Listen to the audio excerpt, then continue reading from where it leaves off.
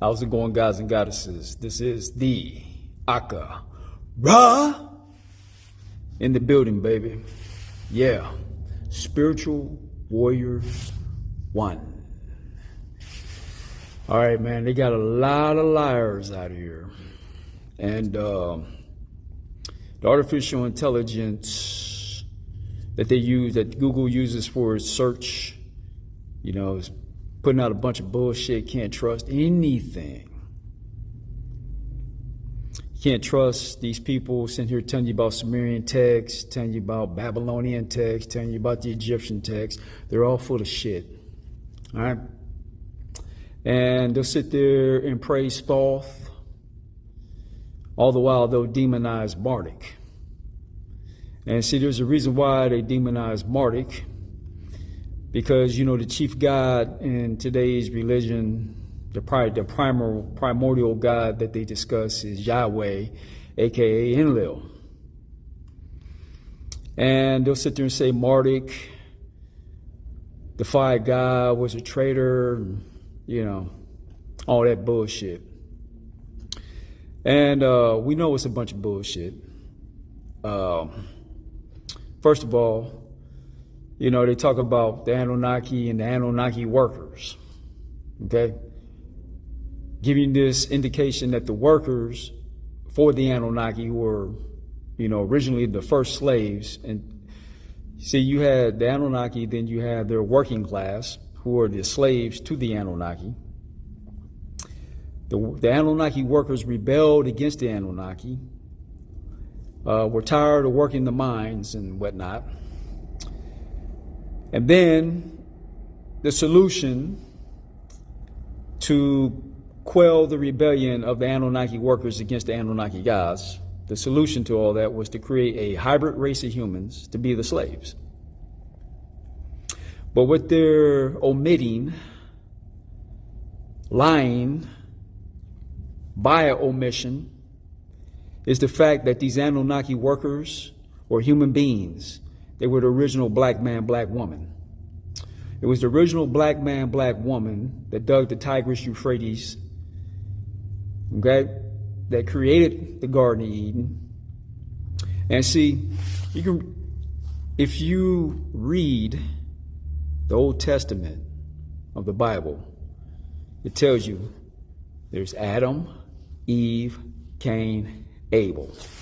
Those are the only 4 people on earth, according to that bullshit-ass Bible that we know. But they took ancient texts and just rewrote it. They basically took a lot of the Hebrew. The Greeks stole the Hebrew, rewrote it, and basically implement themselves into history, as if they're like, we're here at the beginning of time when we know better than that. It's just, all you gotta do is look at Osiris, Isis, and Horus. All right. And then you got Set in the middle. Okay, we're talking about quasars that are basically birthed out the womb of the galaxy. And these quasars are supposed to interchange energy amongst galaxies and birth orbs. Okay, these orbs, all right, are soul beings. The sun is an orb. All the planets that you see are orbs, and they were all birthed out the womb of the Milky Way galaxy, out of the mother galaxy. Okay, you had Set jump out the womb. Set is originally supposed to be the husband to Isis, not Osiris. Okay, Osiris is not the husband to Isis. It was originally supposed to be Set. But what happened was Set jumped out the womb. Isis was still incubating in the womb of the galaxy. Set was running around wanting to mate, waiting for his sister wife to be born so he can mate. He was horny, basically. And he didn't control his urges, so he went back and mated back with the mother galaxy, okay? And produced and birthed a son. And then Set would mate with the children, his own incestuous children, okay? And create corrupt orbs or corrupt souls. The mother galaxy, true God, Amun-Ra, who is the true God of the galaxy, cut Set off so he couldn't rape the mother galaxy and couldn't rape the children that was being, the orbs that were being birthed out of the mother galaxy. He couldn't rape those children. To stop this corruption or this incest, true God of the universe cut Set off and bounded his soul in the middle of earth. Okay? This is where you get these demonic entities. Okay? To make a long story short, when our ancestors come from Sirius, they came here, they called up these demonic entities, these Set entities, these orbs. These orbs will they were trapped here in the earth, but the souls will come out in the ley lines. They were bounded here on this earth, because if they tried to leave, the energy of true God's energy is too intense. It's too intense. These orbs, they can't feed on the energy. To make a long story, these Set orbs cannot feed off the energy of the mother galaxy. Can't feed from the breast of the mother galaxy. So, in order to feed, they have to corrupt you in order to feed on your energy. So you have to be operating at a low vibration. If you're operating at a low vibration, then these Set orbs can feed on your energy. Okay, so what happened was, according to Dogon, the true God of the universe had to purify Set, purify his energy, and purify the energy of the sun, because it was birth from rape, of Set having sex or mating with the mother galaxy and produced the sun, which was a corrupt child of Set and the mother galaxy. Okay, it became an incestuous soul. So in order to purify this sun, Amun-Ra, who's the true God of the universe, had to connect Sirius, the energy from Sirius, to our sun in order to purify the sun. Also, according to Dogon, high science, Amma, true God of the universe, had to sacrifice two quasars that were connected, and this is where you get Osiris and Nephthys. Nephthys, if I'm pronouncing this correctly. If I'm not slurring my words, it's because I don't have that magnetism.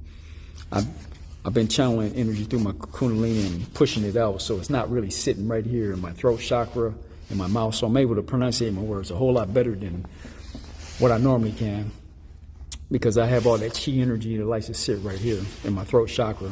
So, I had to redistribute it so I can pronunciate my words a lot better. Well, anyway, you had Osiris and Nephthys. So, true God of the universe sacrificed, cut the connection between Osiris and Nephthys, okay, and took the energy of Osiris and plugged it back into Sirius, okay? Now, you get the dynamic between Set, who represents chaos, and Osiris, who represents order. Now, here's where it gets tricky, okay? You have to have a perfect balance between chaos and order, okay? See, us alchemists, we understand how this operates. You have to have a balance between chaos and order. If you don't have that balance, if you have too much chaos, okay, you're going to have anarchy, okay? Civilization, society can't sustain itself. It's chaotic. It's become anarchy. So you get a bunch of chaos, a bunch of destruction. Now, this chaos construction is represented by the energy of Set, who is the rebel quasar that jumped out the womb of the mother galaxy and raped the mother galaxy to produce the sun. Okay? Set was supposed to merge its energy with Isis. Okay? That was supposed to be the perfect union. Was Set and Isis were supposed to merge their energy, and Osiris and Nephthys were supposed to merge their energy. But because Set went and got cut off because he raped the mother galaxy and raped the children that was being raped, his own children, his own incest children, which was the sun. He started raping the sun. and producing these incestuous orbs, true God of the universe had to cut that off and bound these orbs underground under the earth. Okay?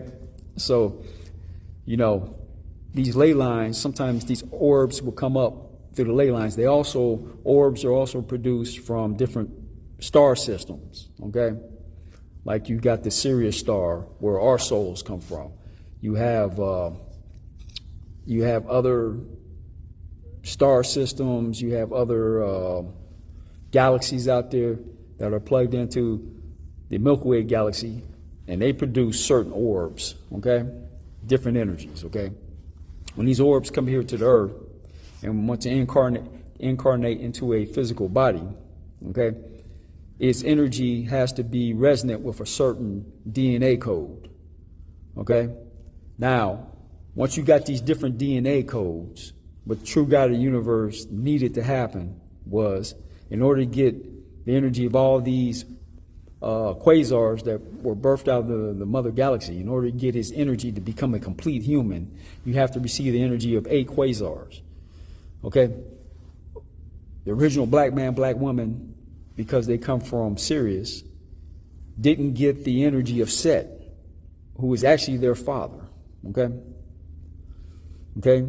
So I think from my studies, the black race is a combination. Now, I'm not exactly sure on this, but I'm thinking it's Osiris and Isis produced the black race, but I'm not sure about that, okay? I think Osiris and Isis, the energy of Osiris merged in with Isis, produced the different races that you see today. And then you combine that with the Set energy. Those orbs was put into genetically modified hybrid humans, and it was birthed through the black woman's womb. The black woman is represented by Isis. It was birthed through her womb. And this is where you get the different races, okay? Now, the reason why Marduk has been demonized, okay? I don't want to miss any steps here and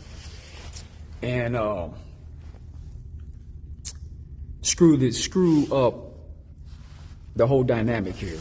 See, you got Set versus Osiris, okay, and both of them, actually, Set's actually the true husband to Isis, okay, but he, like I said, he jumped out the galactic womb too early, was horny, and Isis didn't come out the womb fast enough for Set's impatience, so he went and raped the mother.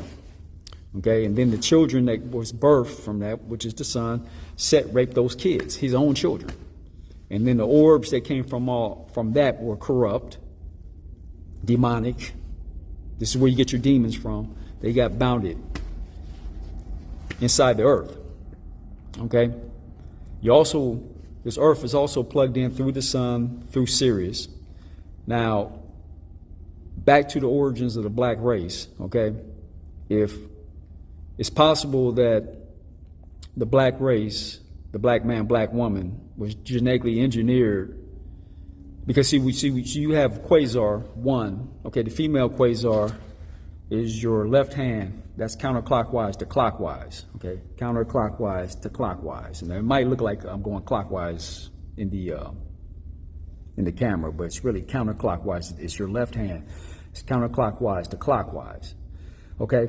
You got counterclockwise, you got clockwise, okay? But counterclockwise to clockwise is the movement of the electron, all right? The movement of the electron is feminine. That's your negative terminal. That's your feminine energy. You also have clockwise to counterclockwise. Clockwise to counterclockwise, that's the movement of current. That's the movement of your amperage, okay? That represents the masculine energy. Now, they'll sit there and tell you that your left side of your brain is masculine and your right side is feminine. And that's a lie, okay? See, positive, if you look at a battery, study a battery, current moves from positive to negative, and voltage moves from negative to positive. Okay, negative to positive is the negative terminal. That's your feminine side. So your left part of your brain is female. Your right part of your brain is masculine. See, these demons try to turn everything 180. See, they tell you that Antarctica is the South Pole and Alaska is the North Pole. No, Alaska is the South Pole. Antarctica is the North Pole. They turn your world upside down, man. All right. This is what demons do, man. Okay, to confuse you. They're trying to keep you from your knowledge. They're trying to keep you confused at all times because they don't want you to recognize gods and goddesses, especially African Americans, that you, as an African American, have inherited the bloodlines of every human on the planet. Okay? You're a merged bloodline. And because of this, you are now the complete human. You're not the original human. The black man, black woman is the original human. But if you have all the bloodlines on the planet, that makes you the complete human. All right? Now, because things didn't go right in the beginning, okay, you end up being the last, you end up being the final product, okay? You're supposed to be the original product, but you end up being the final product. But back to the origins of the black man, black woman, okay? They took the, let me see, Isis would be a quasar that's counterclockwise to clockwise, okay?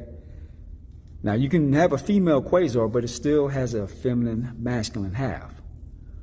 So, before we were brought here to the earth, okay, we come from the energy of Isis. The original black man, black woman comes from the energy of Isis.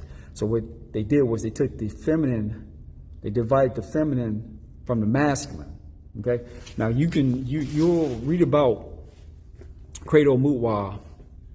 Well, you can watch videos on Credo Mutwa where he'll break down that human beings were both male and female at one point in time.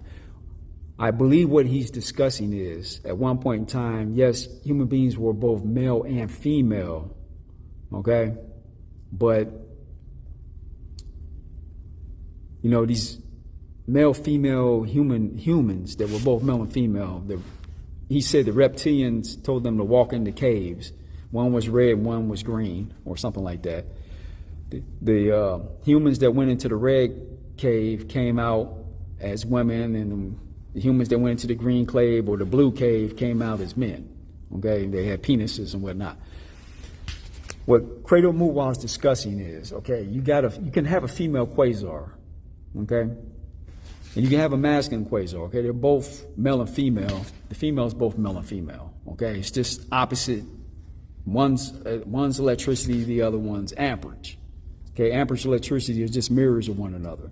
Okay, they're opposites. They're both male. They have male and female, but it's like if you look in the mirror. Okay, if you look in the mirror, you got your right eye, you got your left eye. But if you look in the mirror, your right eye becomes your left eye, and your left eye becomes your right eye. You see what I'm saying? So you know, it's a reflection. So if you divide that reflection, if you separate you from your reflection in the mirror, okay, you become two opposite human beings. Okay, it's kind of like if you face somebody. Okay, your right eye will line up to the person's left eye. Their right eye will line up to your left eye. Okay, now you're looking at them from your left eye to right eye to left eye. Okay. You're interfacing with two opposite ends of the brain, so that way you can have communication. You see what I'm saying? It's like, you can exchange energy through the eyes. But you're connecting in series with that person, and you know, you can exchange ideas that way. And that's kind of like how quasars work. You got positive to negative, merging energy with negative to positive. Okay, they're mirrors of one another. But if you separate the imagery, you'll get female and male. Okay? Now, the original black man, okay, and this is the reason why black people have matriarchal, you know, their communities are matriarchal. And then you got white people, their communities are patriarchal, because white people's energy comes from, you got two types of white people. You got white people that have the energy of Osiris, and you got white people that have the energy of Set. Okay? Now, Set is anarchy, chaos, okay? rebellion. That would be mainly your Scots, your Gypsies, your Irish.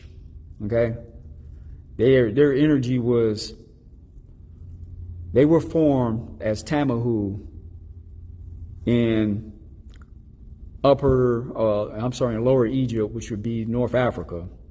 They were created in North Africa, and they were the Tamahu that Enki had created, and then you had Yahweh's Tamahu. Okay, they were created from the energy of Osiris. Actually, they come from Yahweh's genetics. Okay, Osiris. Now back to what I was my original point. Okay, Set will be anarchy. Okay, Osiris will be order. So your dictators come from, your fasci, your fascists come from the energy of Osiris. Okay, Osiris represents order. He has not been balanced out with chaos.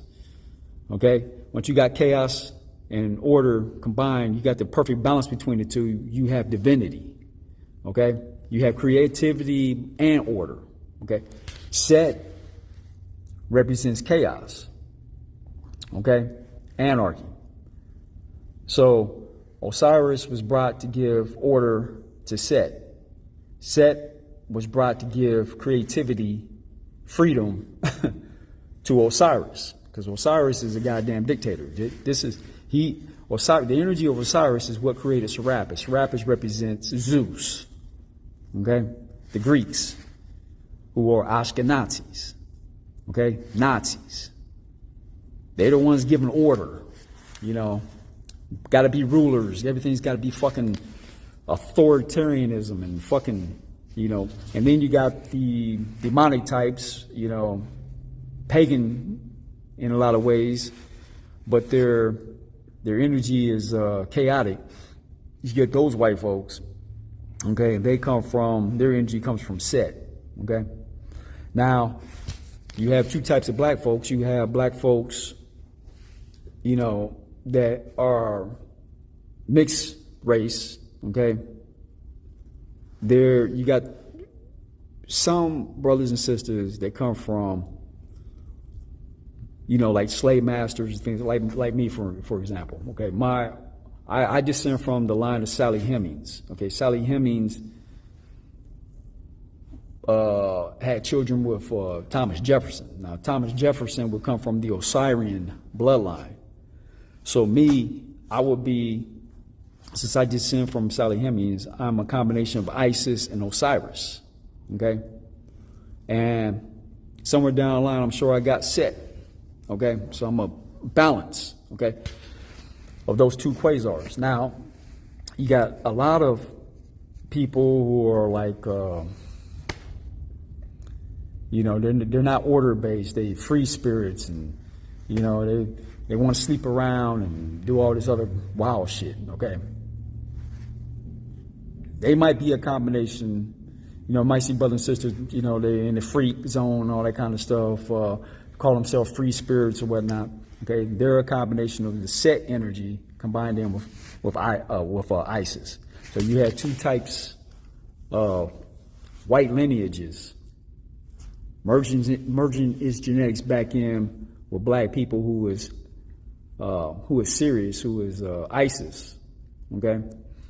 And once you get the Osiris merged back in with the Set merged in with Isis, okay, you got those, and then there's Nephthys, okay, that's another energy. Now I'm still researching Nephthys, okay, because we know you have black folks that come from Isis. Now the Nephthys bloodline, I'm not sure if that energy, that's a whole nother star system. That's not energy that has anything to do with Sirius.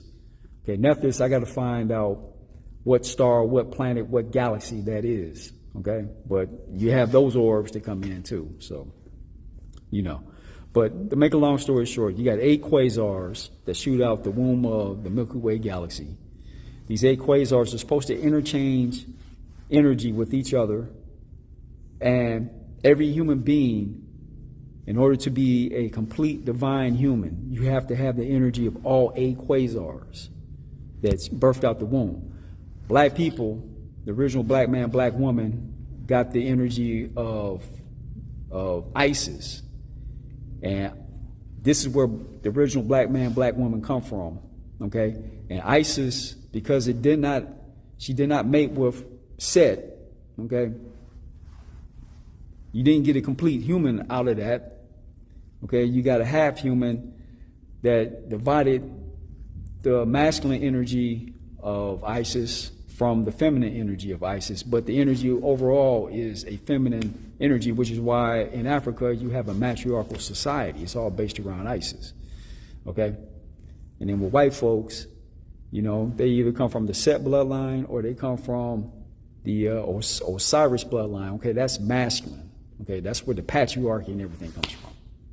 Okay, so now we're moving into a new age, into a new bloodline, and those who have the genetics of all 8 quasars are now the new divine rulers of this galaxy. Now the old guard doesn't want the new guard to come in and take over. Okay, that's your Bill Gates. They come from the original Osirian bloodline that have been ruling, that basically took over this planet and put order to the original black man, black woman, put them in slavery. This is where you get your Anunnaki bloodlines, this, that, and the third. You know, this comes from the Osirian bloodline. This, you know, your Anunnaki invaders, your rulers, the ones that put order here, okay, they come from Osiris, the Osirian quasar. Their orbs come from there. They had to incarnate into human bodies here and merge in with Isis. And those Osirian orbs are your Anunnaki, man. Okay, that's the Anunnaki rulers that come in here and enslave the black man, black woman here on Earth. Okay, the original children of Isis. Okay, now to move on. Now, this is where you get into the bullshit, people. Okay, when you read these Sumerian texts, these Babylonian texts, these see. As time goes on, the truth gets corrupted. Information gets distorted. It gets, you know, you got the original information. It goes to the next generation, down to the next year. And then by the time it gets down 10 generations, what was originally taught has been twisted. Okay, it's kind of like a rumor. You know, I'll tell you something, you tell the next person something, the next person repeat it and goes all the way. And by the time it gets back to me, it wasn't even what I said. You know what I'm saying? You know. You're just going off of rumors. You know what I'm saying? The shit gets twisted. What I said got twisted. Okay? After it goes through so many people, their perception and how they interpret shit, you know what I'm saying, twist the original information. So by the time I'll say something, by the time it gets back to me, okay, it wasn't even close to what the fuck I even said. Okay? And this is how history is passed down. Okay? What was the original history by 2, 3, 4, 5,000 years down the line, it ain't the same. You know, what they're teaching today ain't what actually happened. Okay? So this is why Marduk became the devil, because, you know, Marduk is supposed to be the true ruler of this galaxy, man. And, you know, when you read these Sumerian texts, these Babylonian texts, you know, they all conflict with one another because you got motherfuckers rewriting the goddamn history. So the rule to history is, and you got these dumbasses like Billy Carson out here. I mean, he's adding more fuel to the fire because he doesn't have any goddamn common sense. He doesn't look at fucking reality, man. He's up here just making up shit, man. You know, it's not based on anything factual. And he's out here distorting information. And, you know, people are looking for truth or their origins. If you want to know the truth of your origins, all you got to do is look at your goddamn genetics, man. You know, when you study genetics, okay, the geneticist will tell you that the original, all human beings, despite your race, descend from a sub-Saharan black African woman. Now, what hasn't been determined is the the male lineage. They know the female lineage. It all ties back to sub-Saharan Africa. Now, the male lineage, that's a whole nother issue. Because now we're talking about genetic engineering. We're talking about crossing genetics, You know, some people's paternal lineage starts with a fucking lemur. Some starts with a dog or a wolf or Sasquatch, Neanderthal. And see, you trace Neanderthals have human genetics, but it's also crossed with like an animal hybrid or an animal directly. So a lot of people's patriarchal lineage starts with a monkey, an animal, a lemur, a dog, a wolf, a sheep, a goat, because they were doing a lot of fucking genetic engineering. The reason why they were doing that genetic engineering is because when they channel orbs and bring them in through the pyramid, they trap them into crystals, and these orbs have to resonate with a certain genetic code. Okay? So they were creating avatars for these orbs, okay, and uploading the spirit into avatars, into genetically modified clone humans of Africans. So when you get into the story of Tower of Babel, okay, humanity got tired of Yahweh's shit. You know, they got tired of being slaves, and Marduk, who they demonize today, okay, try to make him out like he's the fucking devil, okay. Marduk comes from human lineage, okay. He's part Anunnaki, but he's also part human, okay. And his dad, Enki, was the firstborn son, and his mother, despite what they tell you, despite how they try to switch around these texts, Enki's mother was fucking human. This is the reason why, and Enki was the firstborn son to Anu. Okay? Enki was the firstborn son to Anu. Now, why is the secondborn son, Enlil, the authority over Enki? The reason why is because Enlil's mother was full-blooded Anunnaki. They come from the Osirian orb. Okay? That's the Anunnakis, Osiris. The black man, black woman is Isis. We're the children of Isis. Okay? And the Osirian people come down here, the Anunnaki gods come down here and rule over the children of Isis and make slaves of us. Okay? But these Anunnaki come down here and have harem wives with the humans, and the offspring, okay, will be descendants of the Anunnaki, but they'll also be descendants of the human. And that was Enki.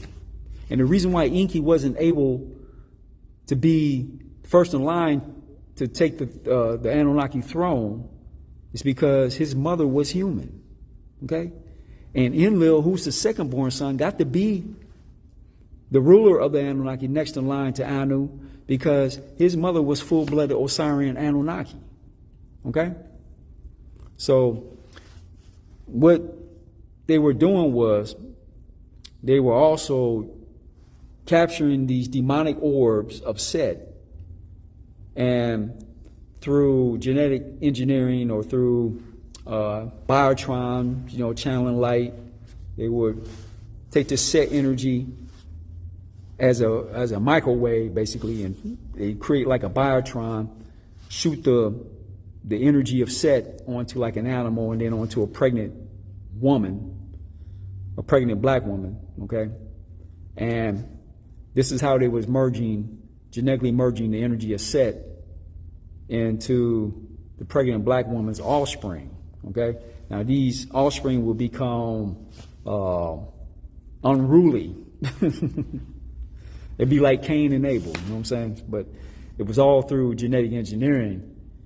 And see, that's the whole story of Osiris, Isis, and Horus, okay? The Horus children, okay, are the hybrids, the hybrid humans. So when you look at the story of Tower of Babel, God came down and changed the language of human beings and divided us up. The language that they're talking about is your DNA code. That's a language, okay? They changed your genetics and divided you up in different races, okay? So human beings, and he changed your language. Each as you change your genetics, you change the language, the actual physical language, okay? This is why you have Greek language on the Rosetta Stones, and the people that created the Greek language also understood Meter Neter, and the original Greeks didn't understand matter and ether, but they were given that language by their creator. And those creators come from the line of Yahweh, who, you see, and here's another distortion. Okay, from the line of Yahweh, see, they'll sit there and tell you that Thoth and Marduk, or Ningajita, or Thoth and Marduk were half brothers. And Thoth and Marduk's had the same dad, Enki. See, they're lying right there. That's a fucking lie. Okay, because based on what I'm studying, and see, you get all different versions, but what makes sense is Thoth's father is Enlil, Yahweh. Thoth is the son to Yahweh. Marduk is the son to Enki. And what happened was not Enki, but Thoth and Marduk, they were half brothers because they have the same mother. And see, what happened was Enki had birthed Marduk through a human mother, and Yahweh came down and had a human, had sex with the same woman Enki had sex with. Okay, and they both, through the same woman, had two sons. Okay, so Enki had a child with the same woman that Yahweh had a child with. Okay, Yahweh's son was Thoth, Enki's son was Marduk. All right, but because Marduk is like 3/4 human and 25% Anunnaki, and Thoth, on the other hand, is half Anunnaki, half human. Okay, they try to give Thoth authority over Marduk. And Marduk wasn't having that, man. Because from Marduk's perspective, my father was the firstborn. He's supposed to be the one that was supposed to inherit the kingdom of the Anunnaki. But because his grandmother, Marduk's grandmother was human, and Enki's mother was human, okay, and he's the firstborn, he didn't get to inherit the Anunnaki kingdom because his mother was human. The Anunnaki wasn't having humans. They looked at humans. You're the slaves. No, you're not going to come up in here and be ruling us now. And that's who Enki represented. Okay, Enki married a human woman, and his half brother came down here and had sex with his wife. From certain stories, Yahweh came down here and raped Enki's woman and gave birth to Thoth. Okay, and they had to split Kemet into Upper and Lower Egypt. Okay, Upper Egypt was ruled by Marduk, Lower Egypt was ruled by Thoth. Marduk and Thoth got into it, and Marduk kicked Thoth out. But because Thoth is directly descendant of Yahweh, they heroize Thoth, who is basically a fucking asshole. He's the one that created the white man and put the white man over us. Okay, he's the one that led the Hyksos invasion into Kemet. It was Thoth. And they come from the priesthood of Set. See, they were chaotic. So they used this energy of Set to create the Hyksos, and they used them as warriors to go invade Kemet, create chaos and all kinds of shit. Marduk wasn't having it. Okay? So Marduk and Thoth had a war, even though they're half brothers. They shared the same mother, not the same dad. Okay? Marduk's father is Enki. Thoth's father is fucking Yahweh, Enlil. Okay? And there's a lot of text, man. They covering that shit up. Ningajita's daddy was Enlil. See what I'm saying? Then you got the artificial intelligence on Google. When I say it was Ningajita, who was Ningajita's father? You know what I'm saying? They'll say it was Namu. They'll come up with some other fucking lie. But and the same way of Allah, Allah, who, he rebelled against Yahweh, and Allah is the son of Yahweh. He's the half human son of Yahweh, because Yahweh came down here and started raping human women and gave birth to Allah. Okay, Yahweh came down here and raped a human woman that Enki had. I don't know if they married, but it was the mother to Marduk. Okay, Yahweh came down here and had sex, raped that woman, and gave birth to Thoth. So you have Enki and Yahweh having children with the same woman. Okay? So Marduk and Thoth were cousins and half-brothers, to make a long story short. But they all come through a human woman, so, But this is the reason why you had Allah has, like Allah would have authority over groups of human beings. And what happened was the same thing that happened with Marduk. It's the same thing that happened to Allah. Allah come to realize that his mother was raped by his father. It's just like on a slave plantation. You got the slave master. He go out in the field, rape one of the slave women. The babies that were birthed from that end up being the house Negro. Okay, the house Negro get privileged treatment over the slave, over the field slave. Now you have some house Negroes, thought they were better than the field slave, had their nose all up in the air, thinking that they're superior and whatnot. And they follow right along with their daddy. And then you have those other house Negroes was looking at their dad side-eye like, hold on, man. You got my mom out here in the field. You know what I'm saying? And they weren't having that. And it was those house Negroes that led the slave rebellions against the slave master. Well, you had the same thing down here on earth. Okay? You had Allah looking at Yahweh sideways. Hey, man, you down here, you done fucked over my mother, man. So he led a rebellion against Yahweh. Then you have Marduk.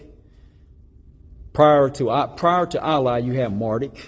Okay, he led a rebellion against Yahweh because he's looking at Yahweh like, why am I fucking following orders from your ass? My dad was the firstborn. I'm supposed to be the motherfucking ruler on earth. Here, this is my domain. Okay, since I'm actually the rightful ruler to the Anunnaki, but y'all casted me out because my mother is human. See, so now Marduk's view is, okay, since I can't rule the Anunnaki, well, the earth is mine. Okay, and fuck what y'all say. So he rebelled against the Anunnaki and said, I'm taking over. And he freed the black man, black woman from being slaves to the Osirian Anunnaki. Okay? So he gave the black man, black woman because, he's kin to them because Marduk is also human just like they are. Even though he's supposed to be the rightful heir to the Anunnaki throne, he's still a human. See what I'm saying? So he led the humans against Yahweh's ass. And that's us, the black race. Marduk led the black race against Yahweh. Okay, we don't want to be your fucking slave. We're the rulers here, and fuck you, Yahweh. Okay, this is how the Tower of Babel went down. Okay, but they done flipped it around today to where Marduk is the fucking demon. He's the devil. He's the fucking bad guy. No, Marduk is the champion to the black man, black woman. And the spirit of Marduk is here because that energy is in us. We descend from Enki. We descend from Marduk. We descend from the Bantu people. Okay? So, the original, the bloodline of today's human starts with the Bantu. Okay? The Bantu come from the original, they come from Anu. They're half Anunnaki, they're half God, but they're also they come from that human line, man.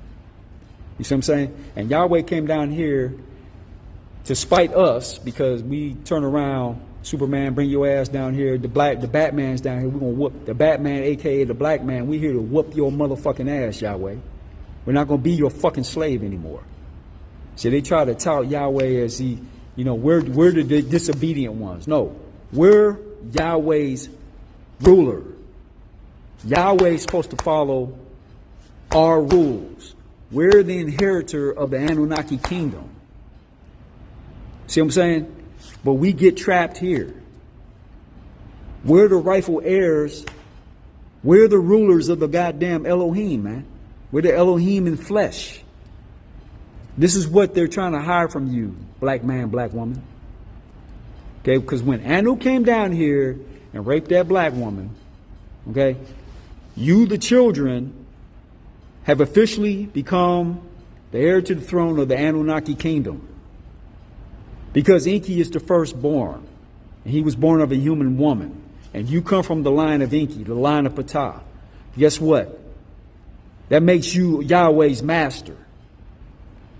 Okay? And Yahweh don't want you ruling him. Because he, according to Anunnaki, you're human. He's not. He's Anunnaki. So based on what he thinks, he's superior to you, man. Okay? But this is why they fuck around with the ancient texts, fuck around with the history. That's why you can't get one story to corroborate another story, why it's all different stories every time it's because they're trying to hide the fact that you, black man, black woman, are now the ruler of the goddamn galaxy. And if you have all the bloodlines of all the quasars in the galaxy, guess what?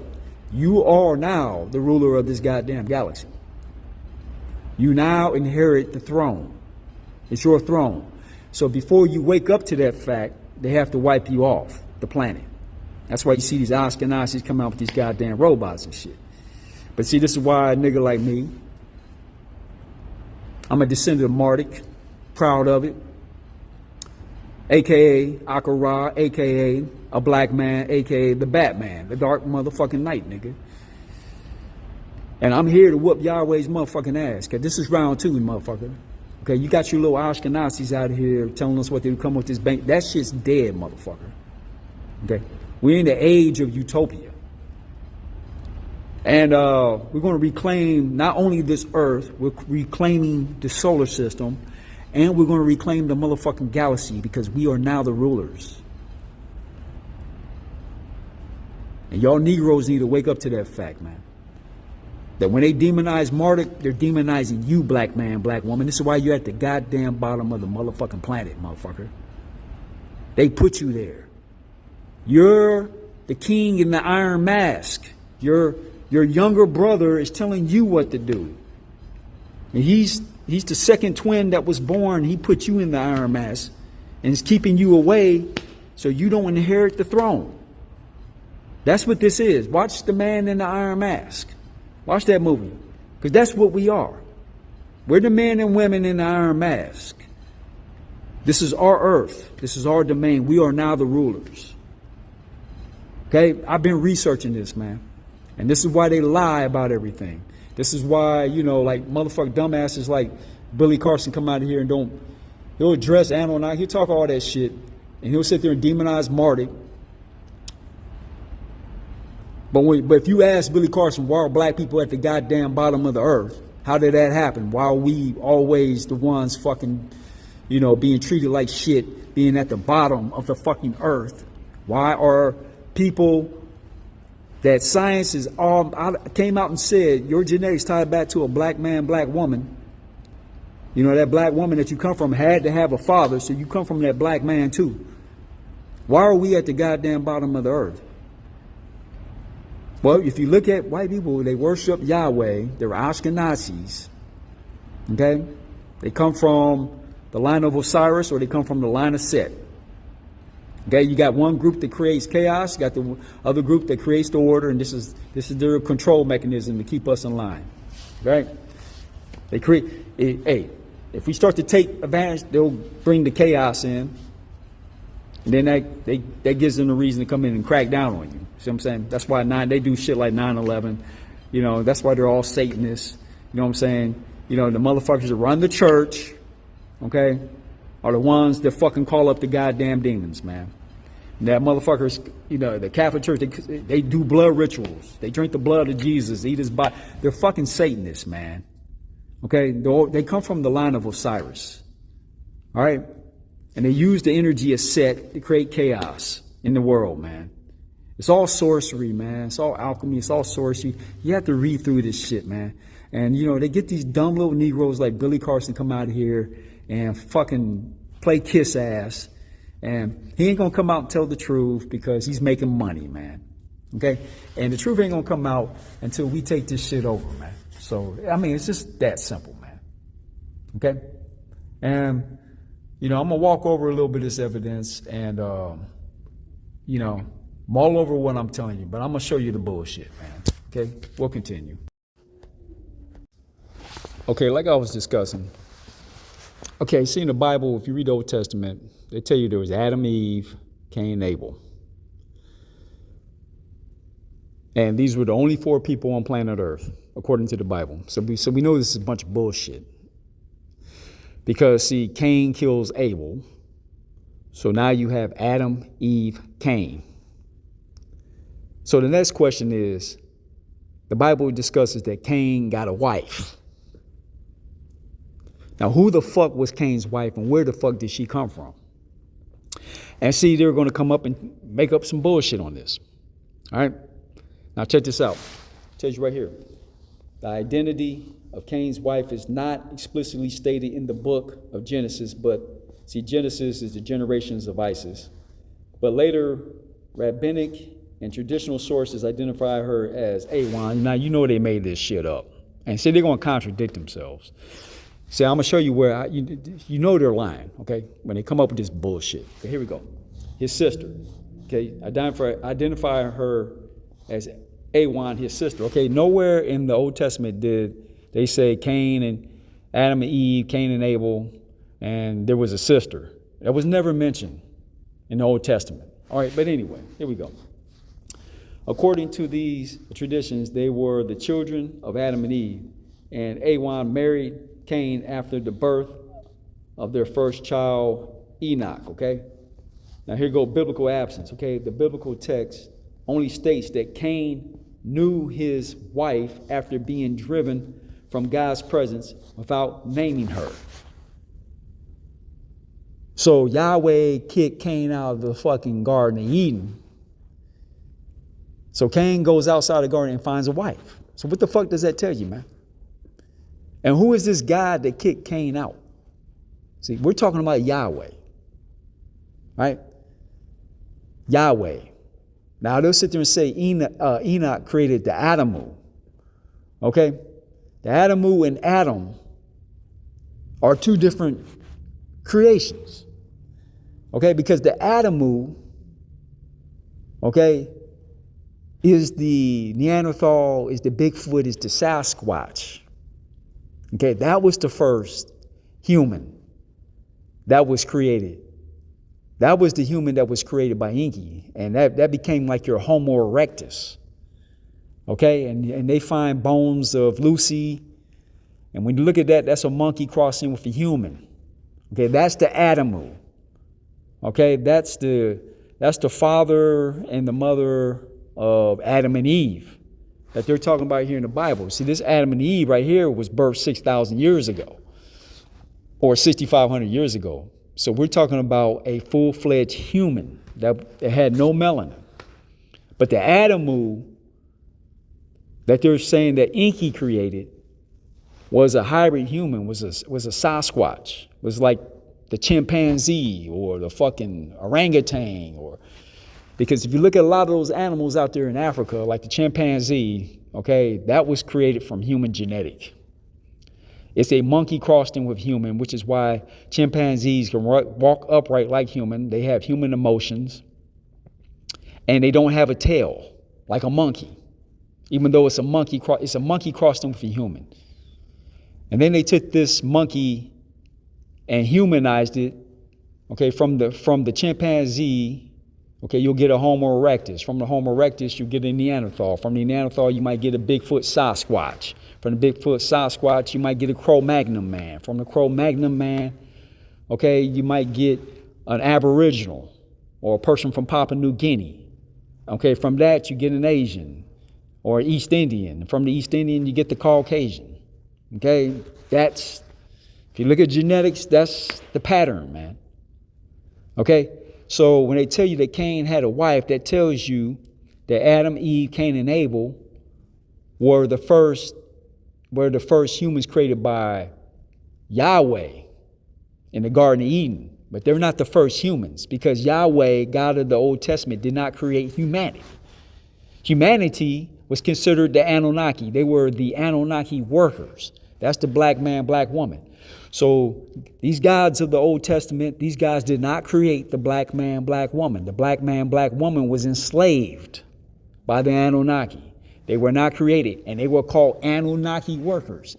So they were considered to be the originals, okay, who were not created by the Elohim.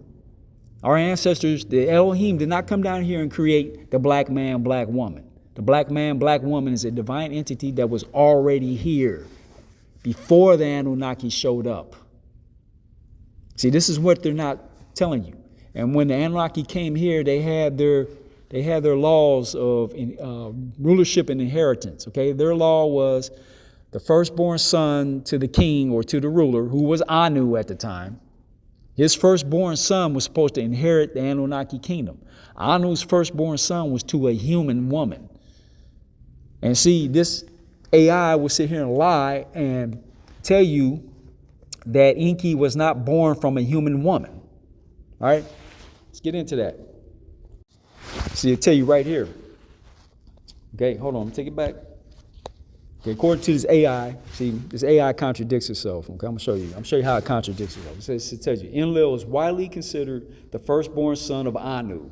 In Sumerian and Mesopotamian mythology, he was also known as Ea in Akkadian and Babylonian cultures, and was the god of water, wisdom, and crafts. Enki's lineage he was the son of Anu, the sky god, and Namu, the primordial goddess of waters.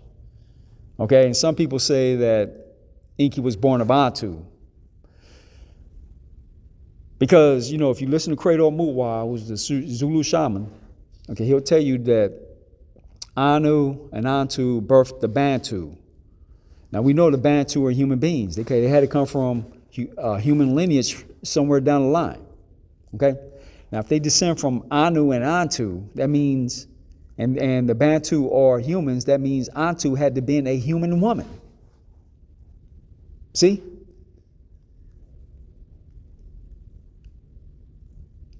But they'll sit there and tell you that Antu was not human. Okay? See, they're full of shit. Now, the question, and see, we know Enki's mother was human, because you got to ask yourself, if Enki's the first born son to Anu, how did Enlil, his half-brother, have authority over him? How come he got to inherit the kingdom before Enki? The reason why Enlil was put over Enki is because Enki was born of a human mother. Simple. Okay, hold on. You see right here, I typed in, is Enki the older brother of Enlil according to Sumerian text? And here it goes. Hold on. No, Enlil was the older brother of Enki according to Sumerian text. Enlil is the son of Anu and the god of the sky storms, while Enki is the god of wisdom, freshwater, and magic. Enlil was given dominion over earth by Anu, and he later gave some of his authority over the world to his younger brother Enki. See right here, they tell you on one hand that Enki's the older brother, and then they tell you on the other hand Enlil was the older brother. See, this is how they lie and change the goddamn story around. See, because Enlil is the god of the Ashkenazi. These Ashkenazis that run the earth were given dominion over the earth by Enlil, who is their creator, Adam and Eve. Okay, Enki created the Adamu. That's the Sasquatch. Enlil created the white man, white woman, Adam and Eve, the Ashkenazi. Okay? The Adamu and Adam were two different creations, man. And see, they lie about that shit. Because the Adamu had to been created hundreds of thousands of years ago. Okay? We know that the modern genetic history starts in the Stone Age. It's just 6,500 years ago, 4,500 BC, man. Hold on. Okay, I mentioned this before. See, it tells you right there, okay, these are the Ashkenazis. These are Yahweh's chosen people right here. Okay, it tells you modern Europe's genetic history starts in Stone Age. Scientists create the first detailed genetic history of modern Europe. Okay, it tells you modern Europeans as a people are younger than we thought. A new study suggests DNA recovered from ancient skeletons reveals that the genetic makeup of modern Europe was established around 4,500 BC in the mid-Neolithic, or 6,500 years ago. That's when you see white people on earth. And their creator is Enlil, Yahweh. And 1800 BC is when you had the Hyksos invasion of Kemet. And in order for the Hyksos to come in there and invade Kemet, they had to been led by someone who was part of Kemet. And this is another thing they're not telling you. Okay, Enki, see, they divided the earth between Enki and Yahweh.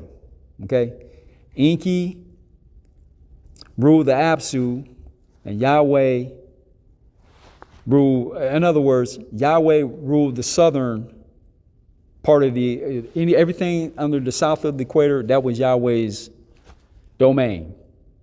Anything north of the equator, that was Enki's domain. And north meaning the Antarctica is the north, the Apsu, and Alaska is the south. Okay? Anything above the equator was Yahweh, anything beneath. And then, the equator was divided right there in Giza with the Great Pyramid. Okay, anything north of the Great Pyramid was Yahweh's territory. Anything south of the Great Pyramid, that was Enki's territory. Okay, and that was also Marduk ruled the south and Thoth ruled the north. Okay, or actually, Marduk ruled Upper Egypt, Thoth ruled Lower Egypt. Okay, Alaska is really lower, and Antarctica is upper. All right, because that's the North Pole. They just flipped everything upside down, man. Okay, but anyway, that was the dividing line of the earth. And Kemet was divided between Upper Egypt and Lower Egypt. Okay? Upper Egypt was ruled by Enki, and that was inherited by Marduk. And Lower Egypt was ruled by Yahweh, and that later was inherited by Thoth. Okay? And Marduk felt like my father was the firstborn, so this whole earth belongs to me. I'm supposed to rule the whole earth. So that's why you see Marduk in Babylon in Enlil's territory, because he was taking control of that shit, as he should have, because he's the rightful heir. Okay, he shouldn't have to share shit with Thoth or anybody. Marduk is the older brother to Thoth, so why are they equal? Okay, they both, you see what I'm saying? I mean, it's like, this is where all the past conflict, this is the reason why you have the Sahara is full of green glass, because Yahweh nuked that shit. But they blame Marduk for it. They say Marduk started the fucking war. No, Marduk was reclaiming what belonged to him. He's the rightful ruler. He's the son of Enki. Enki was the firstborn son of Anu. Enki was supposed to rule the throne of the Anunnaki, and you have to ask yourself, how is the second-born son Enlil given authority over the firstborn son? How did that happen? Okay, that happened because Enki's mother is human, and the Anunnaki workers who rebelled against the Anunnaki, which is why they had to create the hybrid humans to begin with. The slaves was the black man, the original black man, black woman. And from the genetics of the black man, black woman, they created the Adamu, which was a fucking Lucy, Homo erectus. And then they back-crossed it and created your Aboriginal from that. Okay, and, and from there, from there they created all the other different races from the Aboriginal. Okay, I mean, they used lemurs, they used the Union snub-nosed monkey, they used the proboscis monkey. If you look at the proboscis monkey, the face of that proboscis monkey, which is kin to the Union snub-nosed monkey. The proboscis monkey and Union snub-nosed monkey. Union snub-nosed monkey doesn't even have a nose, and the proboscis monkey has a huge nose. Those monkeys are related, they're cousins. Now you got the Union snub-nosed monkey, looks like the Chinese, and you got the proboscis monkey, look like a Jew. Okay, they come from, that's the patriarchal lineage of the Jew is the proboscis monkey, man. Hold on. Okay, it tells you right here, yes, the Union snub-nosed monkey is kin to the proboscis monkey. Okay, They are both classified in the odd-nosed monkeys group, which also includes dowklangers and pigtail langurs within the larger family of the old world monkeys. Okay, let's go to the images. Okay, this right here is a unisnub-nosed monkey. If you see, it doesn't really have a damn nose.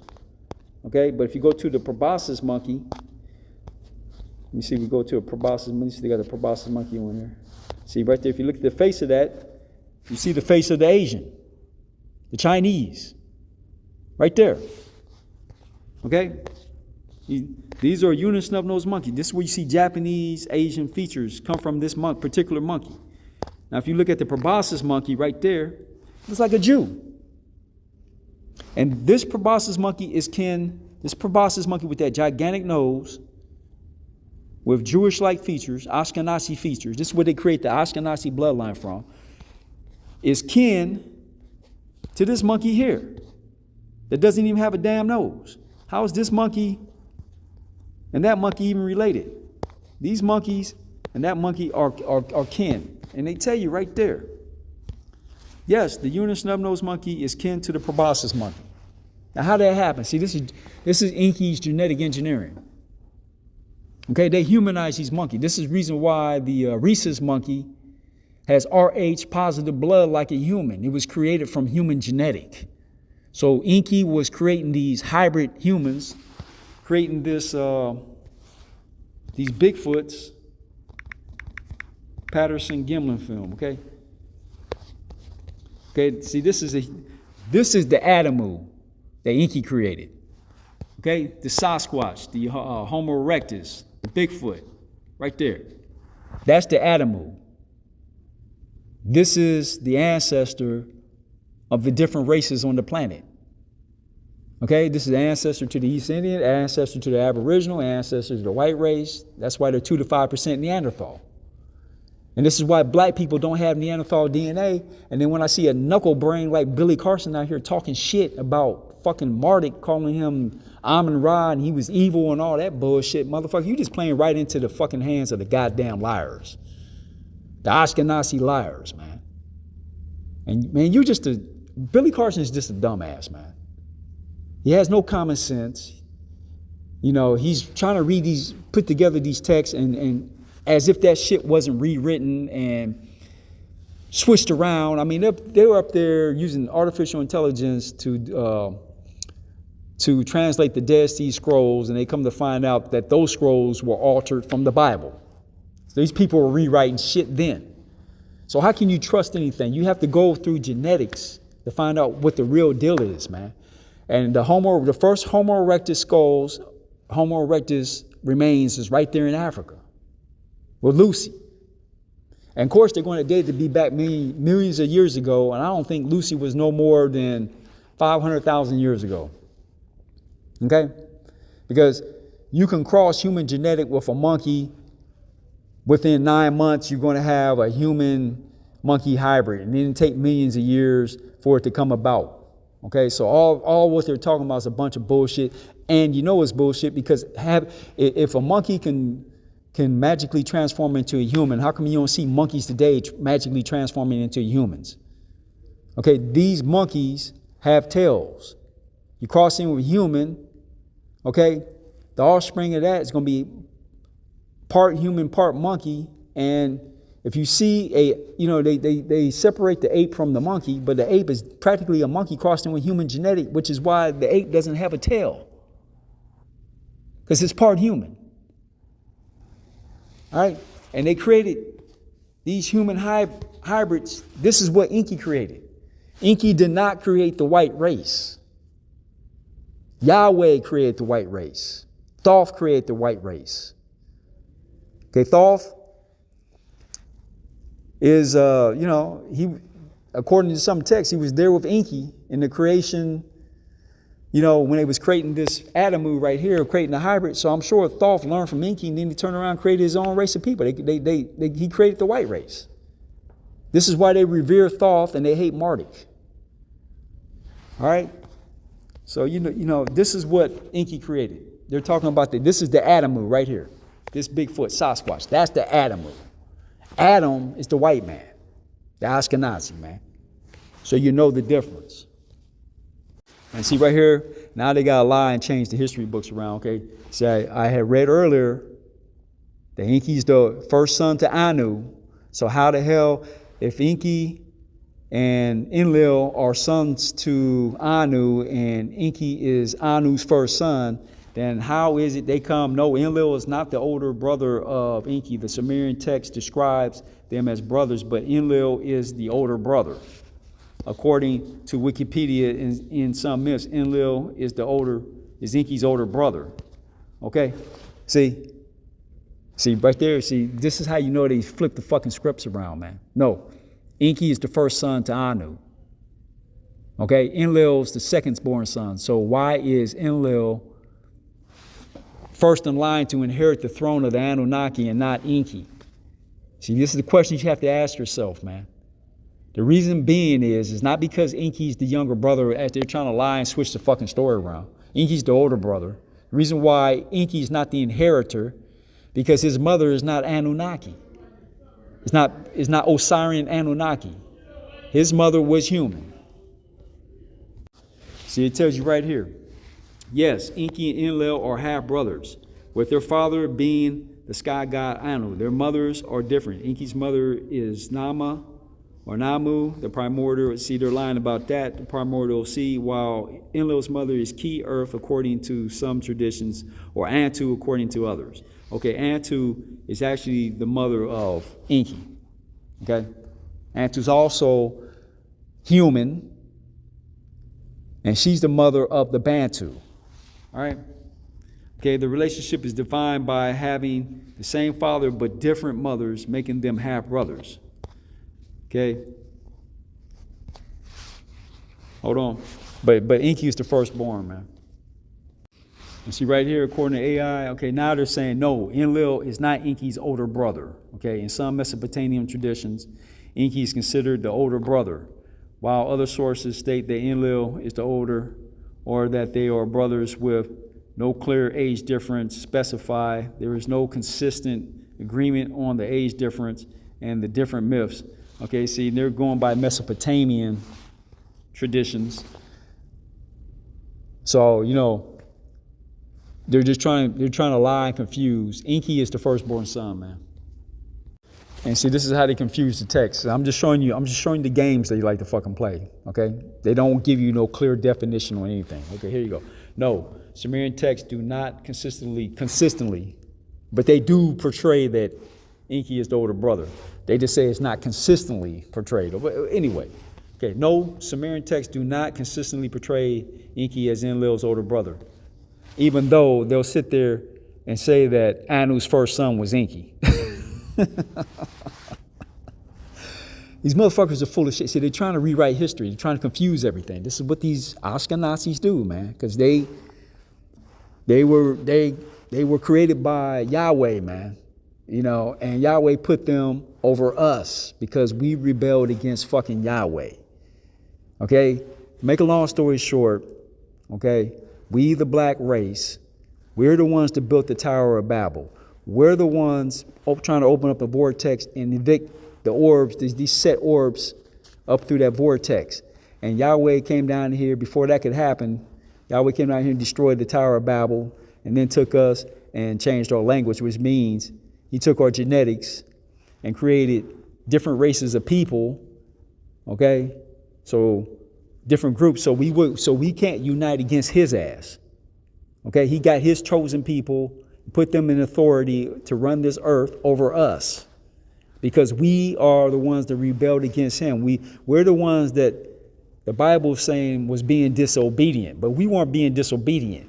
Yahweh was being disobedient because we're the ones supposed to be telling Yahweh what the fuck to do because we're the rightful rulers, man.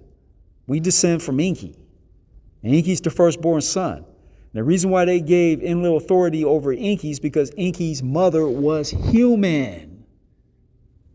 This is why you're seeing this is what they're trying to cover up. They're trying to cover up that the people that was part of the Tower of Babel that went to war with Yahweh was the black race. That's the reason why black people are at the goddamn bottom on planet Earth today. And see, they got these simple-minded sellout Negroes like Billy Carson out here trying to distort the shit. They had to have a black face come up in here and put out a bunch of bullshit. And brothers like Phil Valentine, man, brother, you need to be ashamed of yourself, man. You know, aligning yourself with dumb motherfuckers like Billy Carson, man. Okay? See, this is the reason why I operate on my own, man. I don't click up with these people come up here talking, because I go off of genetics, man. I go off of what Mother Nature says. Mother Nature does not lie. Okay? Black people, if you look at Mother Nature, just look around, black people are at the goddamn bottom on earth, man. That's just Mother Nature. When you look at the genetic science, okay, everybody on this planet is part Neanderthal except for the black man, black woman. But everybody's DNA ties back to the black man, black woman. So the question you need to ask yourself, black man, black woman, why the fuck are you at the bottom of the goddamn planet, and who put you at the goddamn bottom? All right? Okay, it says, no, Sumerian texts do not consistently. See, consistently. No. At some point in time, they told you that Enki is the older goddamn brother, man. Okay, hold on. Do not consistently portray Enki as Enlil's older brother. Rather, they show them as brothers with different roles and importance depending on the text. In some accounts, Enlil is the elder and more senior god, while in others, Enki is depicted as the firstborn, or even having a greater role due to his compassion towards humans. Yeah, he has a compassion towards humans because he's human. See, that's what they're trying to eliminate. See, these guys come down here, they were ruling over us. They come down here and rape the black woman, abduct the black woman, use her as experiments, crossing her with different animals, create Neanderthals and all these fucking hybrid humans and shit, using the black woman to birth this shit. Okay, this is why you have alien abductions, people being abducted, being experimented on. Credo Mutwa said he was abducted, and some white woman with a tail with pointy ears raped him. They were stealing his sperm, experimenting on him, drilling up in his brain, planting implants and chips up in his brain, you know, putting all these thoughts in the head about the destruction of the earth and all that bullshit. Okay? It's these guys that are doing that, and they do their shit underground. They have underground bases all over the goddamn planet, man. And they have this satanic network where they do child trafficking, they do human sacrifice, they do all this weird shit. And these are the motherfuckers that run your motherfucking earth. And they're going to continue to run your earth and continue to lord over you until you stand up for yourself, nigga. But you got to know your goddamn history. This is why they don't talk about black history. The only thing they talk about your goddamn history is that you're just nothing but a fucking slave. They don't tell you that you are the original human. You were not created by these gods. And they call you the Anunnaki workers. Okay, you weren't the Anunnaki royalty, but you're their workers. In other words, you're the black man, black woman. When they came down here, they enslaved your ass. They lord over you. That's why they tell you to call them Lord. They're your landlord, motherfucker. They done took over this earth that belongs to you. You're the rightful heir to this planet. And Marduk understood that, which is why he rebelled against Yahweh, which is why he built the Tower of Babel, man. Okay? That Yahweh is Superman. He's Kal-El. If you look at the Superman myth, or Superman, the character in DC Comics, okay, Superman is based in the North Pole. See, the North Pole is Antarctica. That's the fucking North Pole. And these world leaders go down to Antarctica. Who are they meeting? They're meeting the one that they call the One.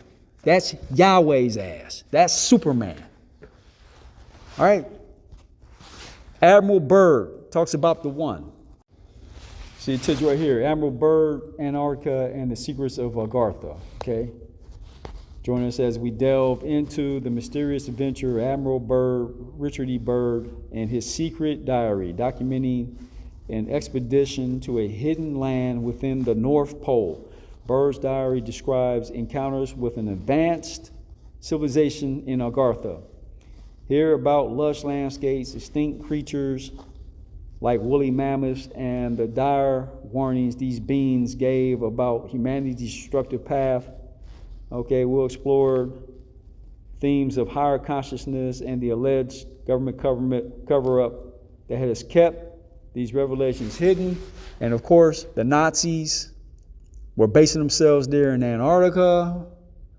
Nazis, Ashkenazis, okay? And they got their technology from this being here. They call this being the one that's living right there in the North Pole. Okay? We're talking about Yahweh, Kal-El, Superman. And this is who we, the black race, went to war with. All right? Superman. Which means Marduk is the Batman, the black man. All right?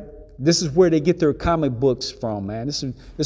And see, what's crazy about this? Admiral Burrow went down to Antarctica, and then after his trip to Antarctica, then the Superman comic book come out. After he comes from Antarctica, then they start writing about Superman, Kal-El from another planet, wherever. Fuck, we're talking about a soul orb that comes from another part of the solar system. It's the Osirian orb, the orbs of Osiris. Okay, Osiris is a fucking dictator. Okay? And Set is an agent of chaos. Okay? So, you know, Osiris would be Superman, and Set would be some out of control, whacked out criminal. Okay? And, you know, like they went to war against each other. I mean, it's just, you see where this shit's going, man. Okay, but Superman, Superman is based in Antarctica. That's the one that Admiral Byrd here met, and that's the reason why all these world leaders go down to Antarctica, man. Okay? They're going to meet Superman, Kal-El, Elohim. Now, see, they'll come up with some bullshit as to why these world leaders are going to Antarctica. Okay? World leaders are visiting Antarctica to prioritize scientific research, advocate for climate action, and maintain geopolitical influence through a peaceful, science-focused approach. Visits are often made to see the effects of climate change. See, they come up with all kinds of bullshit. Now, them motherfuckers going down there because their Lord, the One, is based there in Antarctica. All right, hold on. Superman is based in Antarctica. That's why they made the movie Superman. Hold on, let's get into this. Here you go, right here. It said Admiral Byrd first went to Antarctica in 1928 for his first expedition, establishing the coastal base Little America. He returned for subsequent expeditions in 1933, 1939, 1940, 1946, 1947, 1955, 1956. Okay? So, but his first expedition was in 1928. Now follow me here. Okay, and 10 years after Admiral Byrd goes to Antarctica, okay, it tells you right there, the first Superman comic came out in 1938. All right, hold on. Okay, the character of Superman made his debut in Action Comics #1, which was published by National Ally Publications, a predecessor of DC Comics, with a cover date of June 1938, but was actually released to newsstands on April 18, 1938. This issue is widely considered to have launched the entire superhero genre due to the immense popularity of the character. Superman was given his own self-titled comic book. So after Admiral Byrd goes to Antarctica, 10 years later, after his first trip, 10 years later, Superman comic book comes out, and Superman is based in the North Pole. They try to make you think that his hideout is in Alaska, but really it's Antarctica, because Antarctica is actually the North Pole. Hold on.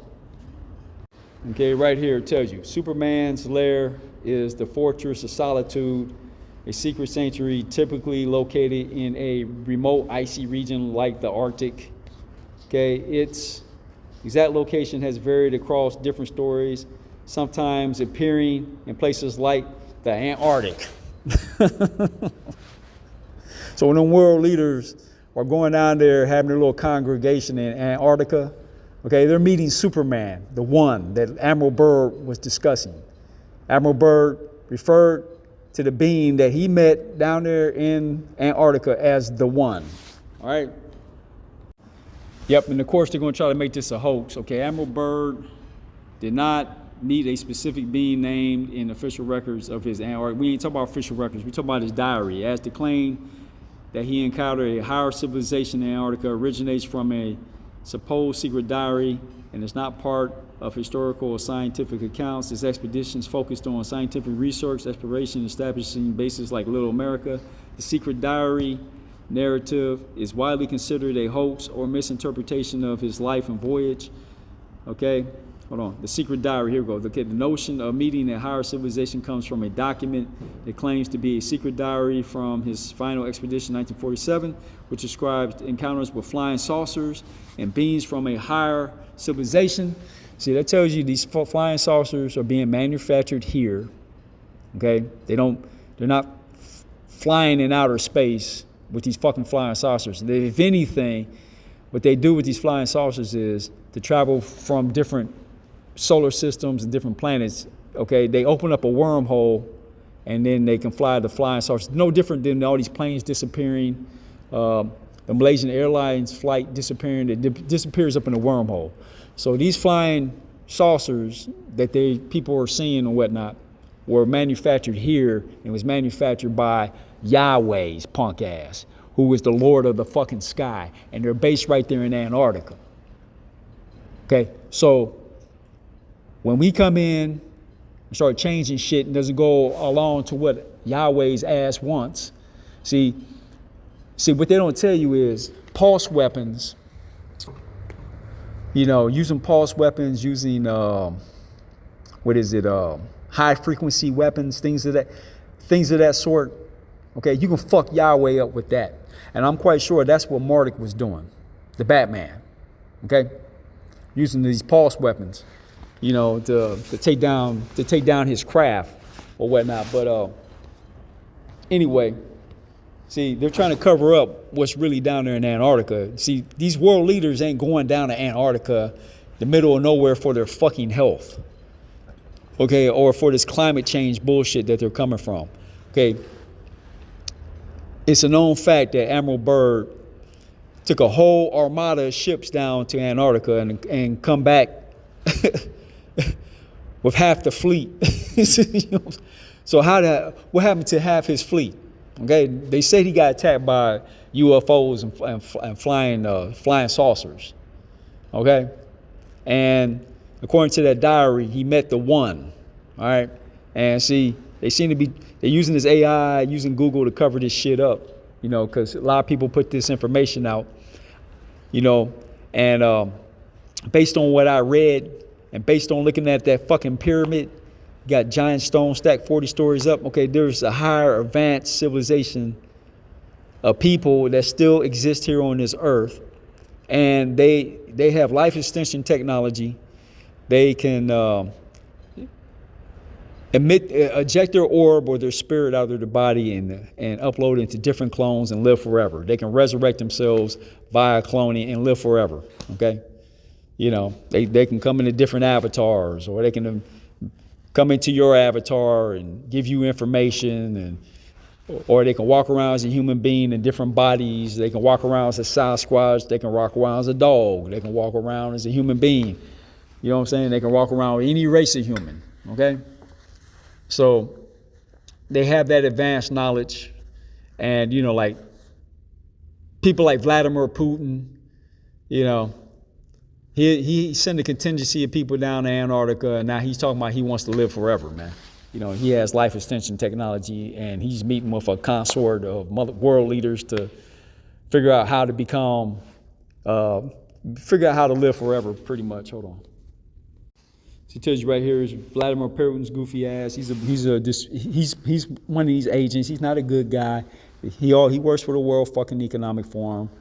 No different than Gavin Newsom and most of our political people and most of the fucking world leaders are all tied in with the World Economic Forum. And here he is. People can get younger, perhaps even immortal, in pursuit of longevity. See. They're trying to get this science. And see, they're getting all this knowledge from the one, Yahweh's punk ass, who's based right there in Antarctica. And once we get to a certain point, this nigga Yahweh going to show his ass. Okay, and when he does, be prepared to whoop Superman's ass, man. All right, this is round 2. We're the children of Marduk, man. Okay, we're not going to obey this motherfucker because he's supposed to be doing what we tell him to do. We come from the line of Enki. We also come from the line of Anu. All right, so we are the rightful heirs to the throne, not Yahweh. And this motherfucker's not supposed to be telling us what the fuck to do. And when he shows his ass up, okay, we have to be prepared to beat his ass. Okay, and the keys to whooping Superman's ass is resonance, frequency. Okay, sorcery. You can open up a wormhole, man. It's called Kundalini, Master Taoist Secrets of Love. That's the first step. Master Taoist Secrets of Love, man. Hold on. Okay, here we go, man. Here's what they're trying to cover up. This is what Google's trying to cover up, man. A man who flew alongside Admiral Byrd, someone who spent weeks over the frozen wilderness of Antarctica, admitted he saw things that should not exist. Glowing lights under miles of ice, and shapes that made no sense at all. You would think decades of exploration and satellites would explain it, but no one has been able to. Experts shrug it off, saying compasses fail, and eyes play tricks all the time. Yet the eyewitness accounts keep piling up. What makes this even stranger is that Byrd himself noted anomalies, and this veteran corroborated details that were never public. Are we talking about natural phenomena that science hasn't figured out yet? Or could there be something buried deep beneath that icy continent? The idea that Antarctica could be hiding remnants of a lost civilization, or even something far stranger, has haunted explorers and researchers for decades. The question now is, how much of what they saw was real, and how much was dismissed too quickly?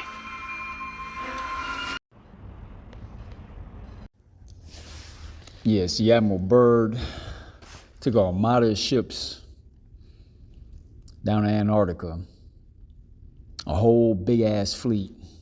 Now, what would be the purpose of that, man? So we're going to get into the real story of this. Story goes that when Admiral Byrd flew over the South Pole, he could see that there was an opening. He directed a squadron to fly into the opening, and underneath the ice wasn't frozen. It was temperate. There were valleys there. There was flowing water there. The rumors had it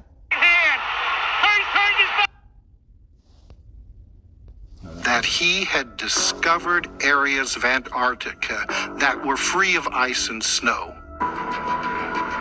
Allegations that he discovered the inner Earth circulated in various books and publications, and it was alleged that at one point they observed a number of flying discs, UFOs, and received radio communications ordering them to land near an enormous city where Right there, man. UFOs, flying discs. See, this is where this whole UFO anomaly comes from. It's these motherfuckers that live in inner Earth that's building this shit. But here we go. they met the leaders of this underground kingdom. There's been all kinds of allegations, but we don't know if these stories are true or not. Did Admiral Byrd discover a highly advanced civilization hiding deep below Antarctica? It all sounds too incredible to be true. But some experts are convinced that something very strange did indeed happen during Operation High Jump. Because this massive military undertaking in 1947 was suddenly cut short. Operation High Jump was supposed to stay for the entire Antarctic summer of 1947, but they were there less than 2 months and came back to the United States. It would be nice to know, why did they leave so early? What happened to a lot of the photographs that were allegedly taken at the time? And did everybody come back safely? Now, I suspect that the crazy stories about flying saucers and men from the Hollow Earth was part of a disinformation campaign to hide what was really going on. So the question remains, what actually happened with Operation High Jump? There you have it, man. So there's a highly advanced civilization that's based right there in Antarctica. And after Admiral Byrd was making trips to Antarctica, all of a sudden they come out with the Superman comic book. They come out with those Superman comics. And that's not a fucking coincidence. You know, Superman in the movies is based in Antarctica. So who is this Superman that we're talking about? Okay, we're talking about Yahweh. Because the stories of these flying machines and all of that, they've been discussing that in the Vedic text. You know, you look at these pyramids and these temples and, you know, the megalithic structures around the world. Okay, it was a highly advanced civilization that was doing this, and then all of a sudden they disappear. Where did they go? Okay, they've been right there. They're here underneath our nose, and they have been here all along. The Anunnaki have not left this planet. They've been running this planet. They've just been doing it in secrecy. And their base is right there in Antarctica, man. Okay, we shall continue. Yeah, so, you know, all of a sudden, these Nazis, you know, they have all this advanced technology. During Operation Paperclip, after World War II, the U.S. governments bring these Nazis over, and all of a sudden, you start seeing all these advancements. Now fast forward today, now we're in robots and artificial intelligence and all this. So, you know, where are these motherfuckers getting this information from to build?